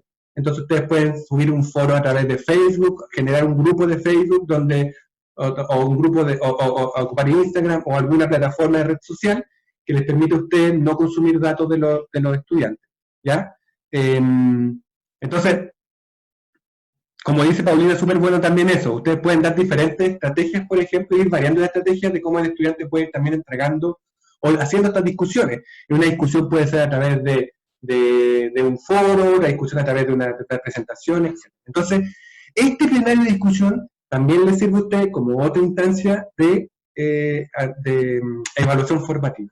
Y luego conectan esto con el espacio post clase, pero antes de generar este espacio de post clase, ustedes pueden generar una especie de ticket de salida. Esta es una herramienta que ya el Mineduc está trabajando principalmente con, si no me equivoco, con primero y segundo básico, en lenguaje y en matemática, en el Leo primero y en el Leo primero de lenguaje, y hay otro más de matemática. Sumo primero, parece. Cuento primero, ¿vale? Entonces, hay total estos tickets de salida, ¿ya? Pero si obviamente ustedes no tienen tickets de salida, pueden crear un ticket de salida. Por ejemplo, acá el profesor lo que hace crea un ticket de salida, que son 3 preguntas, súper simples, pero si se fijan, ya no son preguntas de concepto, son preguntas de, por ejemplo, que el estudiante tiene que analizar un poquito más, por ejemplo, ¿qué elemento favoreció la conquista del Imperio Inca? Ya no va a ser una cosa que va a encontrar tan simple, sino que tiene que generar un análisis un poquito mayor. ¿Por qué se fundó Santiago a los pies del Cerro Huelén en febrero de 1541? ¿Por qué tuvo mala fama en el Perú, Chile durante la conquista? Por ejemplo, y ahí pone un texto el profesor. Entonces ahí les pide también comprensión lectora, ¿ya? Que después de también puede ir jugando con asociar con otras asignaturas como el lenguaje, por ejemplo. Y luego en el post-clase, el profesor profundiza en algunos temas que no alcanzó a ver en la clase. Entonces, por ejemplo, ahí entrega un video, si se fijan, un poco más largo, que dura como 40 minutos, de algo que habrán hecho por la historia, en donde explica un poco más qué pasó posteriormente, y hace una actividad en donde puede ir desarrollando, y si se fijan, esta actividad ya casi se va de cabeza con las habilidades. Ya no es tanto de contenido, sino que es más bien de habilidades, o sea, de trabajar ya con ahí le pide derechamente la opinión. ¿Cuál es tu opinión respecto al aspecto importante? Y si das tu opinión, que tenga un juicio de valor, ¿por qué? ¿Cómo justificas esto? Y eso se puede generar un espacio a través, por ejemplo, de un foro, de un Google Classroom, de WhatsApp, de Facebook, de Instagram, de correo, el medio que se disponga, y ahí depende de cada realidad, el medio que se disponga, yo puedo generar este espacio de discusión. En la medida que este espacio de discusión se va activando, más estudiantes van participando. Pero tienen que ser espacios permanentes. Ya no pueden ser espacios que yo ocupe una sola vez y nunca más. Tiene que ser un trabajo permanente, porque a medida que esto sea una constante, aumenta las probabilidades que el estudiante pueda trabajar. Entonces, si se fijan, gran parte de esto se puede ejecutar sin necesidad de necesariamente tener a los estudiantes conectados. Rápidamente, por ejemplo, toda la preclase se puede generar a distancia. Son videos y contenido que está acceso libre en internet. Son contenidos fáciles de bajar. O sea, el estudiante necesita lo puede bajar por el celular con una internet básica. Todo esto lo pueden contestar de manera básica a través de trabajo autónomo. La clase, obviamente, si es que es posible, puede tener un espacio presencial, o sea, de videollamada, pero si no, el profesor puede articular estos espacios para generar una especie de seguimiento que puede ser por WhatsApp o alguna otra estrategia, alguna red social, en donde él le puede ir compartiendo videos y a todos juntémonos en esta red social a esta hora, y yo voy a ir compartiendo y ustedes van comentando, les voy tirando preguntas, ustedes me van contestando, ven este video, después le hago las preguntas, etc. ¿Ya? Y luego, obviamente, el post-clase también son videos que están, por lo general, los videos tienen que estar en YouTube, porque YouTube es una red social, entonces ellos los pueden ver, o si no, ustedes lo pueden bajar y subirlo, por ejemplo, a Facebook. Entonces eso tampoco le consume datos al estudiante. Entonces ustedes pueden bajar el video de YouTube y subirlo a Facebook, y así el estudiante lo puede ver como red social, por ejemplo. Y así no consume datos del estudiante. Y también el trabajo con preguntas, la gracia hace que el estudiante no tiene que estar conectado todo el tiempo, porque él tiene que ver las preguntas, ver el video, y de ahí se tiene que sentar él a pensar qué contestar. Entonces hay mucho del trabajo que el estudiante lo hace él solo, o con su familia, con sus padres, con su hermano, con su tutor, etc. Donde no necesita estar necesariamente conectado todo el tiempo. ¿Ya? Y un poco una pregunta que hacían aquí, ¿qué pasa si los estudiantes tienen diferentes capacidades de conexión? Y acá hay 3 ejemplos. Por ejemplo, ¿qué pasa si yo tengo estudiantes con baja capacidad de conexión? Entonces yo tengo que hacer un mixto entre actividades presenciales básicas sin contacto o asincrónicas. Por ejemplo, preparar guías, el ministerio está entregando algunas guías impresas o cosas así. Entonces, por ejemplo, yo puedo entregar material vía encomienda o entregarla sin contacto. Por ejemplo, definir un punto de retiro de material, donde los estudiantes, no sé, yo el otro día conversaba con una profesora de San Pedro y me decía, nosotros dejamos material en un kiosco. Entonces, cuando la mamá va a comprar, aprovecha de sacar el material de la semana del hijo, por ejemplo. Coordinación presencial con grupos pequeños, con medidas de seguridad, yo creo que cuando empecemos a retornar. Seguimiento vía telefónica, con plan de trabajo o monitoreo, obviamente con celular. Uso de mensajería para trabajo individual, por ejemplo en WhatsApp. WhatsApp es una herramienta que están ocupando varios profesores, por ejemplo, generar esos espacios de discusión. Uso de multimedia básica, obviamente si tus estudiantes tienen dificultad de conexión, mis videos van a ser cortitos, todo en redes sociales o en YouTube, de fácil acceso. etcétera, y no voy a ponerle un video de 2 horas, por ejemplo. Uso de website, radio, por ejemplo, algunos de lo que están haciendo es ocupar el canal en TV Educa, entonces están construyendo sus cápsulas en la medida de que hay contenido en el TV Educa, uso de correo electrónico con mensajería simple, etcétera. ¿Qué pasa si mis estudiantes tienen moderada conexión? Entonces ahí hago un mixto entre modalidad híbrida, predominando sincrónica, obviamente, igual que lo anterior. Entonces, por ejemplo, puedo usar multimedia alojada en sitios propios, uso de redes sociales. Obvio, ojo, lo que hay que tener cuidado con las redes sociales es que tienen que cuidar la protección de datos del estudiante y la privacidad.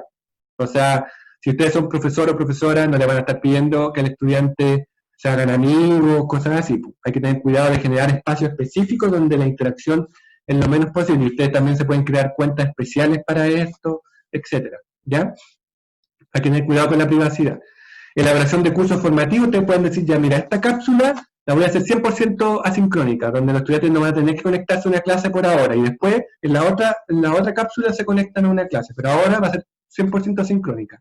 Uso de material previamente grabado para compartir, uso de tutoriales online. De repente ha habido una profesora el día de la mañana me decía que mandó unos tutoriales y el día le dijeron en la clase en la mañana, profesora, los tutoriales son mejor que su clase. Entonces la profesora dijo, ya mejor le mando los tutoriales entonces, y la clase la dejamos solo para discutir. Entonces de repente los tutoriales son súper buenos y existen. Seguimiento mixto mediante celular, plataforma, etcétera. Uso ilimitado de videoconferencia, obviamente, porque no van a tener mucho acceso. Chat o foros mediante plataformas de fácil acceso. Sitios web informativos de tipo interactivo, ¿ya? Entonces ustedes pueden generar estos espacios. ¿Y qué pasa si sus estudiantes tienen conectividad alta? Que va a ser seguramente el menor de los casos. Pues ahí ya pueden ocupar videoconferencias, clases en streaming, uso de cursos masivos, que son los MOOC, material predominantemente disponible de forma online, elaboración de cursos formativos y learning mixto, sincrónico, uso de plataformas educativas como Google, Microsoft, otras, uso de aplicaciones disponibles de trabajo con usuarios, y seguimiento mixto con uso celular y videollamada. Ahí tienen muchas alternativas que ustedes pueden ir mezclando e ir viendo cuál es en su contexto la que más se genera. Lo importante para generar inclusión con los estudiantes, y es una pregunta que me han hecho en varios talleres, es ahí tienen que trabajar alineadamente con los PIE, con los equipos, con los coordinadores PIE. Por eso la próxima taller que vamos a tener va a ser con coordinadores PIE. Así que si el coordinador de su establecimiento quiere participar, le avisan. Porque la idea es poder ver cómo esto se pueden generar ajustes y adaptaciones estratégicas a nivel metodológico para poder adaptar esto. Obviamente, por ejemplo, si yo en mi curso tengo un estudiante que tiene alguna necesidad educativa especial, ¿cómo algunos elementos lo puedo adaptar para que él pueda, obviamente, avanzar con este? O, por ejemplo, si tengo estudiantes con problemas, con algunas problemáticas de aprendizaje, que tienen un progreso más lento que el resto de sus compañeros. Entonces, ¿cómo puedo hacer las adecuaciones curriculares? Eso lo tiene que trabajar directamente con los coordinadores PIE para que puedan ver cómo pueden esto llevarlo a un contexto de trabajo más inclusivo. Lo importante es que estas estrategias nos dan mucha posibilidad de ampliar las opciones de trabajo más inclusivo, porque como se potencia mucho el trabajo autónomo, ese trabajo autónomo puede entregarse abanicos de posibilidades para los estudiantes. Diferente cuando lo hacemos en la clase, en donde hay el trabajo mucho más estructurado al respecto. Entonces, la idea del profesor también cuando planifica las estrategias, también el profesor tiene que ir pensando, por ejemplo, el profesor conoce súper bien su curso. Entonces, viendo, por ejemplo, qué estudiantes pueden tener dificultades, y por ejemplo, con esos estudiantes, qué remediales o ajustes puede hacer a este trabajo para que ellos puedan, obviamente, no tener problemáticas con el avance de los aprendizajes. O, por ejemplo, hay profesores que generan espacios extras de trabajo con estudiantes que puedan tener problemáticas. Ahí tienen que ir viendo cómo adaptar. Lo bueno es que estas estrategias son mucho más adaptables que, por ejemplo, cuando uno está en contextos más tradicionales, que es más difícil hacer ajustes. Porque, como les comento, hay un mayor trabajo autónomo. Entonces, como hay mayor trabajo autónomo, es más fácil generar esos espacios de trabajo diferenciados. También, como decía una de las profesoras, no recuerdo el nombre, pero decía que también es importante que se puede ocupar la diferenciación. La diferenciación, por ejemplo, en la evaluación o en las actividades de clase, donde, por ejemplo, los estudiantes puedan elegir ciertas estrategias que más les acomode o cierta forma de afrontar que más les acomode. Entonces ustedes les pueden decir, por ejemplo, ya, les voy a hacer este trabajo y cada uno elige de este abanico cuál es la manera que yo lo quiero hacer y ustedes tienen que tener el cuidado de que en la escala de apreciación de la evaluación tiene que estar conectada con el objetivo de aprendizaje.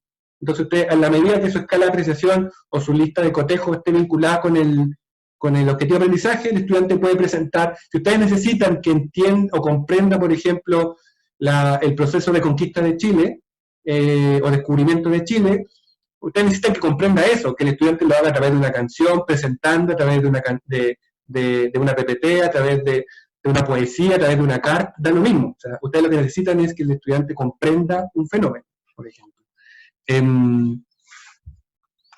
Eso. Voy a ir contestando preguntas. Hay muchas preguntas en el chat. Así que voy a tratar de ir contestando. Perdonen si no nos quedan 15 minutos de taller. Perdonen si no puedo, obviamente, contestar todas. Voy a tratar de ser breve y contestar la mayoría de las que pueda. Hay una pregunta que dice, voy a agrandar un poquito el chat. Sí, Luz me había hecho unas preguntas anteriormente. Déjenme volver. Ya, Luz pregunta, aquí se involucra todo, entonces, ¿cómo lo hacemos para entregar nuestro trabajo y que no se sientan así, además de las exigencias que nos piden también? Tenemos familia y ha sido algo nuevo ser parte del teletrabajo, padre del teletrabajo. Eso es, la pregunta Luz es relevante, eso es lo importante y lo crítico de tener esta estructura de trabajo. Efectivamente, cuando nosotros no tenemos estructura o hacemos un proceso como el que estamos haciendo ahora, sin una base de alguna manera metodológica para funcionar, obviamente se nos complejiza y gastamos mayor tiempo. Es diferente cuando yo tengo un contexto, por ejemplo, mira, estos son los 3 momentos, necesito actividad acá, hoy esto así, esto lo hice, me funcionó bien, repito esta actividad que ya me funcionó. Eso genera menor tiempo de preparación que tener que partir prácticamente, porque algunas profesoras, por ejemplo, profesores me han dicho, oye, es casi como que cada semana tengo que partir desde cero. Eso no puede, o sea, eso es insostenible de acá hasta que volvamos a un contexto presencial. Entonces, esta estructura, de alguna manera, lo que permite es focalizar el trabajo a una metodología o a una cierta lógica que sea repetida en el tiempo, que les permite a ustedes decir, ya, mira, esto es como, y les permite también adelantar, decir, por ejemplo, ya, mira, trabajé estos 3 cápsulas, por ejemplo, que ya tengo armadas, y puedo dedicarme a otras cosas, puedo avanzar a otras cosas, y después ir generando ciertas modificaciones nomás a las cápsulas de aprendizaje. Entonces, obviamente eso también los ayuda a ustedes a disminuir carga para las propias necesidades propias que tienen cada uno de ustedes. Todos estamos en nuestras casas, encerrados, con nuestra familia, con nuestras responsabilidades también del hogar, y eso también permite ir filtrando. Obviamente, si esto está desorganizado, va a ser mucho más complejo. Entonces, un poco, y eso tiene también el espíritu de este taller, de poder darle herramientas. O sea, esto no quiere decir que ustedes tienen que cortar y pegar lo mismo, porque sería el mismo error. Tratar de esas herramientas, tratar de ver qué les sirve para poder generar una estructura de funcionamiento que pueda ser repetitiva, ¿ya? En este caso, es mejor que esta estructura sea más bien estable, porque eso facilita su trabajo y facilita también el aprendizaje de los estudiantes. Sandra dice que no solamente es un tema para los estudiantes, también para los apoderados, y es súper relevante eso. Es importante, si ustedes tienen o llegan a tener la posibilidad de conversar con los apoderados, también comentarles estas estructuras de trabajo. Por ejemplo, que el apoderado sepa que, por ejemplo, usted le dice, vamos a mandar preguntas, entonces necesitamos que el estudiante responda esas preguntas, por ejemplo. Entonces, por ejemplo, transmitirle de que eso es clave, que las preguntas son importantes. Usted también le puede mandar las preguntas al apoderado en el caso que tengan contacto con ellos, pero también es importante involucrar a los apoderados en la medida de lo posible, pero va a ser más fácil involucrar a los apoderados en el caso de que ellos tengan conocimiento de una estructura clara. Si nosotros todas las semanas estamos cambiando la estructura, obviamente va a ser un terrible tratar de esto coordinarlo tanto con los estudiantes como con los apoderados. Y también con los colegas. Es mucho más fácil con los colegas hablar un mismo idioma que cada uno esté haciendo cosas muy diferentes. Jimena me pregunta, ¿es aplicable a niños no lectores? No. Esta metodología, esta estrategia está pensada para estudiantes que tienen autonomía. Quiere decir que tienen que saber leer. Cuando los estudiantes no saben leer, son preescolares o inicial, o los primeros cursos del ciclo, del primer ciclo, el trabajo se hace con el apoderado. ¿Ya? Hacer un Zoom o una videollamada con estudiantes preescolares es una pérdida de tiempo. Porque obviamente tener un preescolar sentado en frente de una pantalla no hay por dónde. Entonces el trabajo que se hace es más bien de trabajo con los apoderados en la medida de lo posible, y ahí se trabaja mucho más que nada la contención emocional y las habilidades críticas que el estudiante requiere, o que el niño o niña requiere, pero se trabaja más bien con los padres, porque ellos son los que tienen el contacto, y ahí, por ejemplo, algunos profesores lo que hacen es, les transmiten ciertos ejercicios a los padres, les explican cómo hacerlo, después el padre lo hace, lo graba, por ejemplo, el trabajo final, el resultado se lo envía al profesor, el profesor hace algunas correcciones, y se va trabajando más bien así, que sentando. Es súper poco productivo a nivel pedagógico, cuando un estudiante no tiene autonomía todavía, esperar que a través de un contexto como online se logre algo, por ejemplo, sentando. Yo sé que algunos establecimientos lo han hecho, pero no es muy recomendable. Pero no, esta estrategia propiamente tal como la mostré hoy día, está más vinculada con estudiantes que tienen cierto grado mínimo de autonomía para poder hacer por lo menos algunos avances de manera independiente. Paulina dice, dar diferentes opciones de respuesta, video, escribir resumen, audio, para motivar su participación. Padlet es una herramienta digital para subir respuestas, etc. Sí, efectivamente la idea es ocupar diferentes herramientas, pero ojo, les vuelvo a reiterar, simplifiquen el trabajo, ¿ya? En este caso, menos es más y calidad sobre cantidad. Ya traten de no sobreexplotarse, porque eso tiene que ver con la pregunta que hacía anteriormente la profesora. Yo sé que de repente en el espíritu de tratar de hacer una muy buena clase y todo el tema, hay una sobreexplotación del profesor y profesora por tratar de, en este caso, lo más importante es que hacer un proceso lógico, bien estructurado, con etapas claras. Entonces hay que priorizar calidad que cantidad y tratar de simplificar el proceso, porque entre más simple lo hagamos, también el estudiante y su familia van a agradecer eso. Entre lo más claro, más focalizado, más conciso, mejor en este contexto. Después podemos ir sumando, obviamente, ojo, que muchas de estas estrategias no son solo útiles para este contexto no presencial. En otros lugares, en otros países, esta estrategia se ocupa todo el tiempo. Obviamente nosotros estamos en un proceso recién de ajuste a estos nuevos espacios dinámicos de educación B-Learning, pero después se pueden ir agregando otras cosas, pero por ahora traten de mantenerlo simple, ¿ya? Humberto dice, ¿cómo se puede aplicar esta metodología a niños con problemas de aprendizaje o a niños con niveles descendidos de aprendizaje? Un poco lo que expliqué recién. Esto es crítico que se trabaje con asesoría de los especialistas del área. Yo no soy especialista en temas de estudiantes con necesidades educativas especiales. Los que son especialistas, ese es todo un área de desarrollo especializada. Entonces, es súper importante asesorarse por los especialistas, hacer las adecuaciones correspondientes, mostrar esta estrategia y decir cómo yo puedo adaptar ciertas cosas, y ustedes mismos desde su experiencia como docente, y viendo también cómo han ido haciendo los ajustes, y ahí la diferenciación, tanto en estrategia como en evaluación, es súper enriquecedora en este proceso, y lo bueno es que estos contextos, como hay mucho trabajo autónomo, como decía anteriormente, favorecen poder diferenciar las estrategias. Diferente cuando tengo todas en la sala y es mucho más complejo diferenciarlo. Luz pregunta, ¿e incluso se pueden trabajar clases interdisciplinarias como lenguaje, historia y artes, con el contenido del romanticismo, etcétera? No necesariamente una asignatura. Eso es clave, ¿ya? Porque como contamos con poco tiempo, en el caso que podamos sumar, o sea, si nosotros vemos principalmente más que el contenido, las habilidades. Ustedes se fijan, hay objetivos de habilidades que son similares entre áreas temáticas. Por ejemplo, como dice Luz, entre historia y lenguaje y arte, por ejemplo. Entonces, por ejemplo, yo puedo hacer procesos de evaluación conectados. Patricio tiene un documento bastante interesante, Patricio Aguirre de la Secredu, tiene un documento bien interesante que después lo puede compartir respecto a cómo generar este tipo de evaluaciones en este contexto no presencial.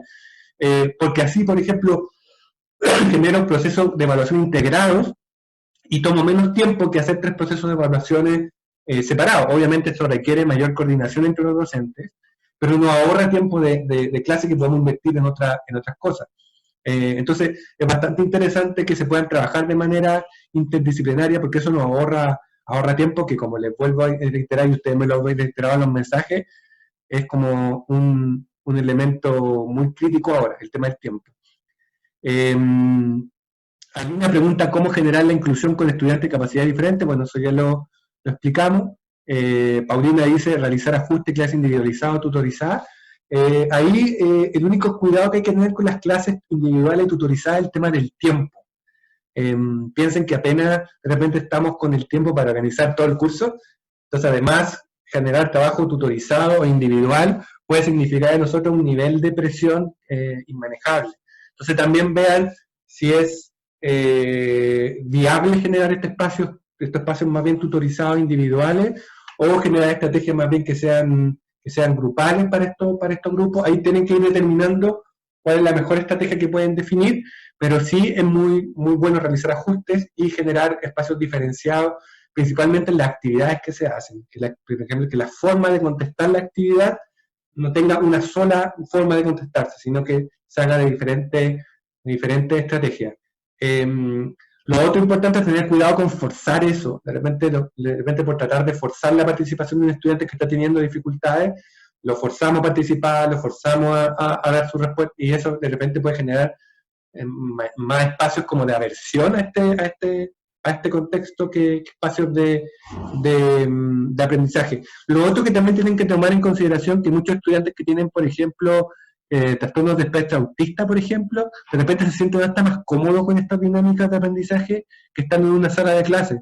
Entonces hay que tener también ojo que en algunas ocasiones esta dinámica de clase más autónoma, más individual, tiende a ser más aceptada por algunos estudiantes que tienen necesidades educativas especiales versus espacios más tradicionales. Entonces también hay que mirarlo como una oportunidad, porque lo que ustedes puedan aprender en esta dinámica les puede servir después para ir reforzando y trabajando con estudiantes de necesidades educativas especiales en contextos normales, en contextos tradicionales.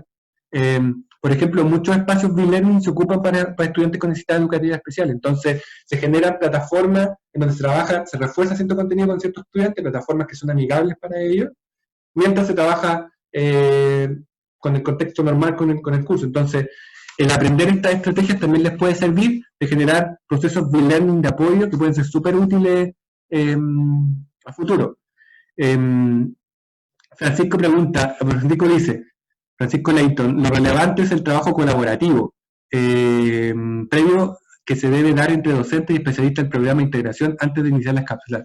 Lo que dice Francisco es clave. O sea, si no hay un trabajo colaborativo o un trabajo integrado con los equipos de integración, en el programa de integración de la escuela, es complicado, porque ellos son los expertos y saben cómo hacer estos procesos de ajuste. Entonces, de repente lo que pueden hacer es como, si tienen un estudiante o un grupo de estudiantes que tiene dificultades en necesidades educativas especiales, hagan una consulta respecto a una clase en específico, y después pueden ir replicando la estrategia en el resto de las clases. No es necesario que todas las cápsulas se las tengan que revisar, porque eso obviamente los retrasa.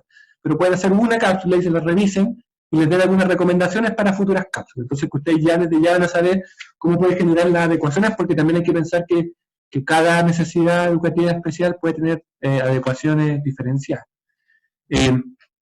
Luz María pregunta cómo motiva al padre en este proceso, de acuerdo a las diferentes realidades y estrategias que propone. Si bien es cierto, esta pregunta pareciera está de más, pero debemos tomar en cuenta que no todos los padres tienen educación. Por eso es importante cuando se toman en consideración estos procesos de apoyo. Primero, hay que partir cuando nosotros estructuramos nuestras cápsulas, hay que partir de la premisa de que no requerimos que los padres o los apoderados, padre y madre, sepan el contenido para poder apoyar. Si nosotros partimos de esa premisa, estamos complicados, porque no todos los padres y madre van a estar preparados para para conocer el contenido, por muy básico que sea. Entonces, cuando armamos las cápsulas, no debemos partir de esa premisa, sobre todo considerando, siempre lo hacemos en clase, pero en este contexto es mucho más importante porque hay mucho trabajo autónomo, mayor que lo que se da en un contexto presencial.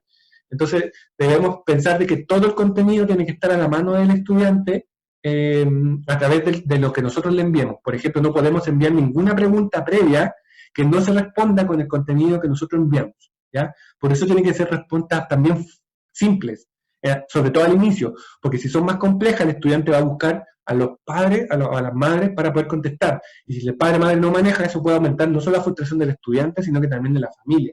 No te podemos apoyar, no lo entendemos, y eso también genera un reclamo hacia la escuela o hacia el profesor y profesora. O sea, no sé cómo ayudarlo, ustedes están enviando cosas que yo no entiendo.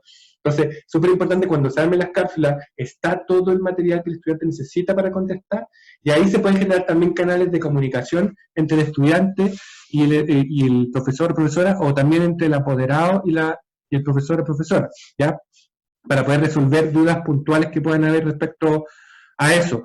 No es fácil motivar a los padres, o sea, eso es algo que nos pasa en contextos normales, y nos va a pasar anormal, nos va a pasar en todo contexto. O sea, no es fácil motivar a los padres cuando también en contexto normal no están muy motivados. Por eso lo importante es que la estrategia sea lo suficientemente bien pensada para que el trabajo sea lo más autónomo del estudiante, y que si tiene apoyo de los padres, bien, pero si no lo tiene, igual puede avanzar. Lo que hay que pensar no es no contar con los padres, lo que hay que pensar es, si el estudiante no puede contar con los padres, que eso no obstaculice el proceso, ¿ya?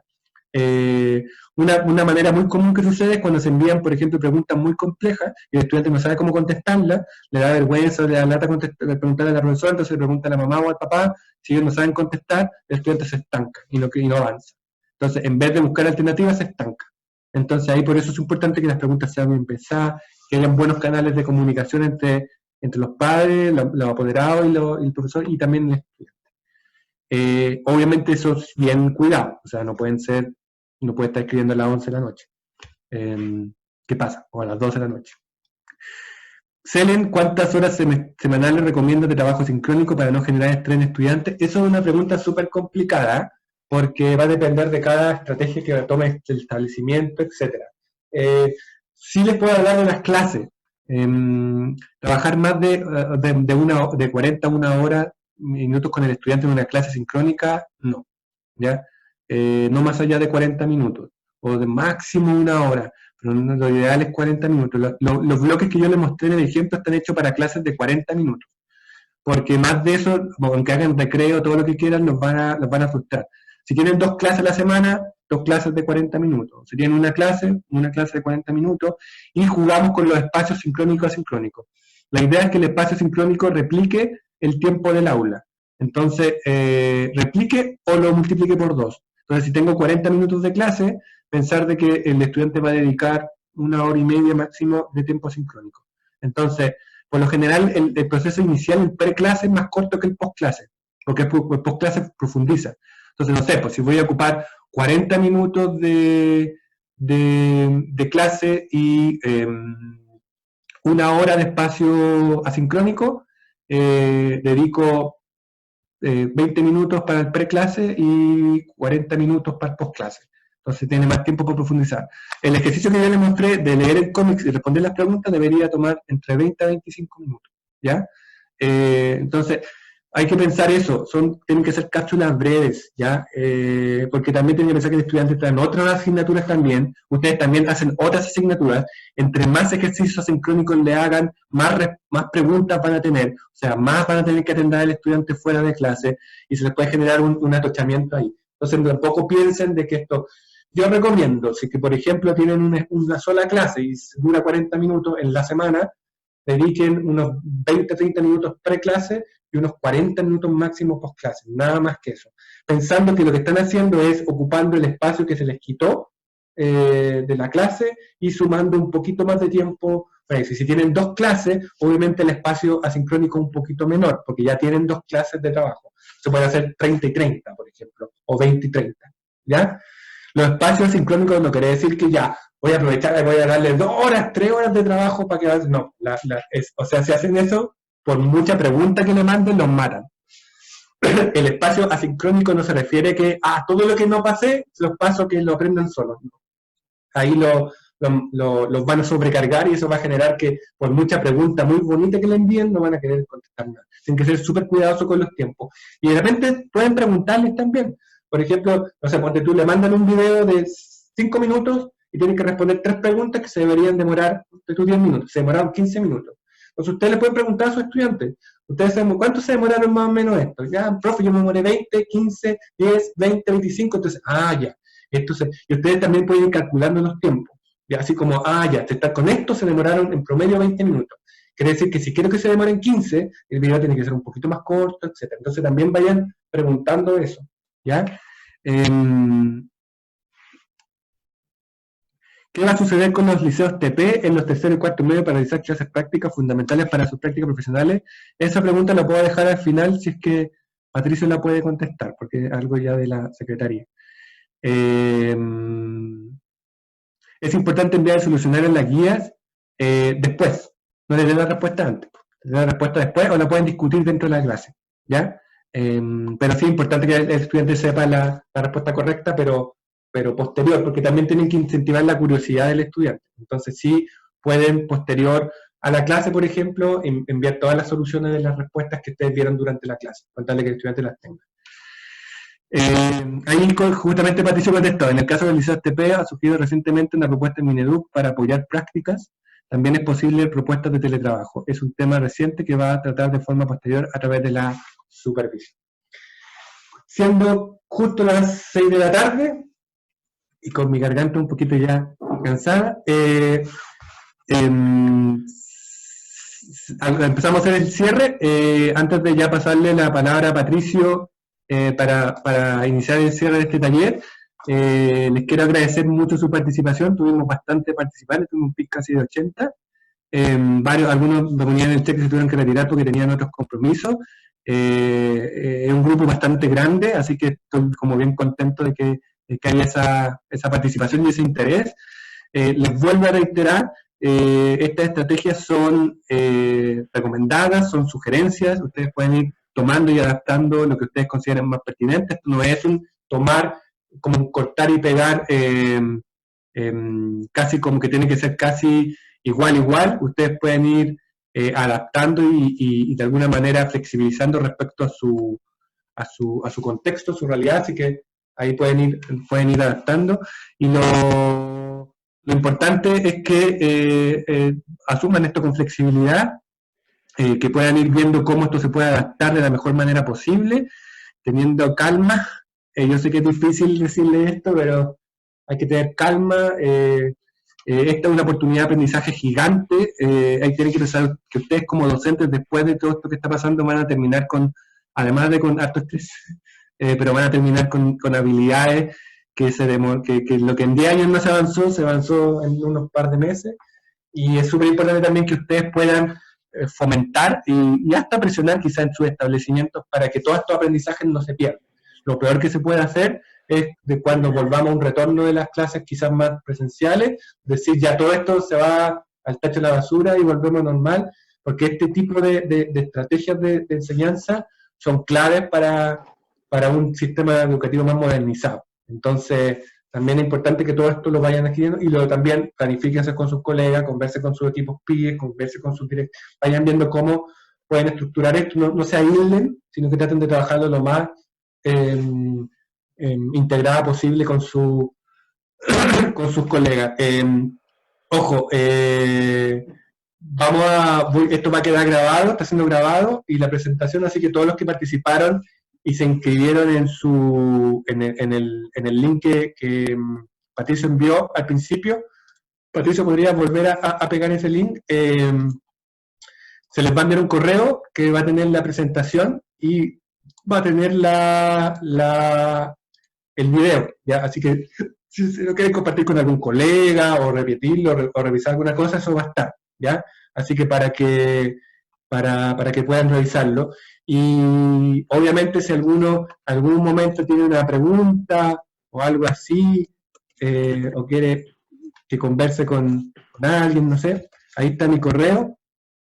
Ahí Patricio compartió el link de para el registro de asistencia. Ahí está mi correo personal, celedon.cristian@gmail.com, así que el que tenga alguna duda, cosas me puede escribir igual. Trato de contestar todo lo que pueda, no siempre puedo contestar todo, pero trato de contestar lo que pueda. Y además, por último, les comparto otro link que yo lo voy a compartir ahora, que es una evaluación de este taller, para que ustedes puedan ingresar ahí. Se demora 1 minuto, son unas preguntitas súper rápidas, que pueden ingresar a este que les acabo de compartir, lo voy a compartir 2 veces, para poder ingresar ahí y rápidamente contestar algunas preguntitas que nos permite a nosotros saber si esto les es de utilidad y poder ir viendo cómo ir mejorando algunos aspectos. Así que les vuelvo a agradecer su participación, me saco el sombrero por lo que están haciendo, me saco el sombrero por el esfuerzo. La semana pasada me entrevistaban en el Mercurio y una de las preguntas que me hicieron fue ¿qué opinas de los profesores y profesoras en esta pandemia? Y yo creo, si hemos descubierto una profesión que es irreemplazable en este planeta, son los profesores y profesoras. O sea, mucho se hablaba en la educación digital de que algún día vamos a reemplazar a los profesores y profesoras, y yo creo que quedó más que claro que el profesor y la profesora es irreemplazable y que es necesario capacitarlo y perfeccionarlo en estas nuevas habilidades que van a permitir enfrentar lo que viene ahora. Entonces, más que nada, felicitarlos, humildemente felicitarlos por todo lo que están haciendo. Espero que estas estrategias les sean de utilidad. De todo corazón espero que les sean de utilidad. Y si tienen cualquier duda, me envían el correo, no tengan miedo. Yo, en la medida de lo posible, le resuelvo. Y suerte con lo que viene, harta fuerza, hartas ganas. Se viene difícil, pero de las crisis se aprende, dice. Así que muchas gracias por su gran participación y por las muchas preguntas que me hicieron. Y recuerden, para que les llegue la presentación, tienen que ingresar al link que compartió Patricio y marcar asistencia con su correo para que puedan recibir el material de la postclase. Un abrazo muy grande a todos, muchos cariños, mucha fuerza, y le doy paso a Patricio para el cierre del taller. Bueno, muchas gracias, Cristian, por la presentación. Solamente relevar algunas cosas muy breves. Bueno, primero, Cristian lo señaló, ¿cierto? La priorización curricular es un marco de actuación pedagógica, y ahí eso es importante. Y cuando el Ministerio lo definió así como un marco de actuación pedagógica, es porque está relevando la importancia de la escuela, la importancia de la comunidad escolar para hacer un proceso de análisis de esta priorización curricular. Eso implica de que los profesores pueden desarrollar la priorización curricular tal como lo ha indicado el Ministerio, pueden hacer adecuaciones. Y en el caso de este seminario taller, igual, es una propuesta, ¿ya? Y queremos ser bastante firmes respecto a eso. Es una propuesta porque sin duda que el trabajo de adaptación lo tiene que hacer cada comunidad escolar. Este es un insumo, vamos a entregarle todos los materiales a ustedes, vamos a seguir trabajando con ustedes, por eso que cuando se le invitó a ustedes, dijimos, este no es un webinar para 1.000, 2.000, 3.000 personas, sino que es un seminario taller para un grupo específico de personas, y esperamos seguir trabajando con ustedes en esta línea, eso es importante. Así que aprovechen este seminario taller y reitero, aquí los actores clave no es la Secretaría Ministerial de Educación, no es Cristian, sino que son ustedes los que tienen que llevar esta propuesta al contexto de su escuela, de su liceo. Muchas gracias.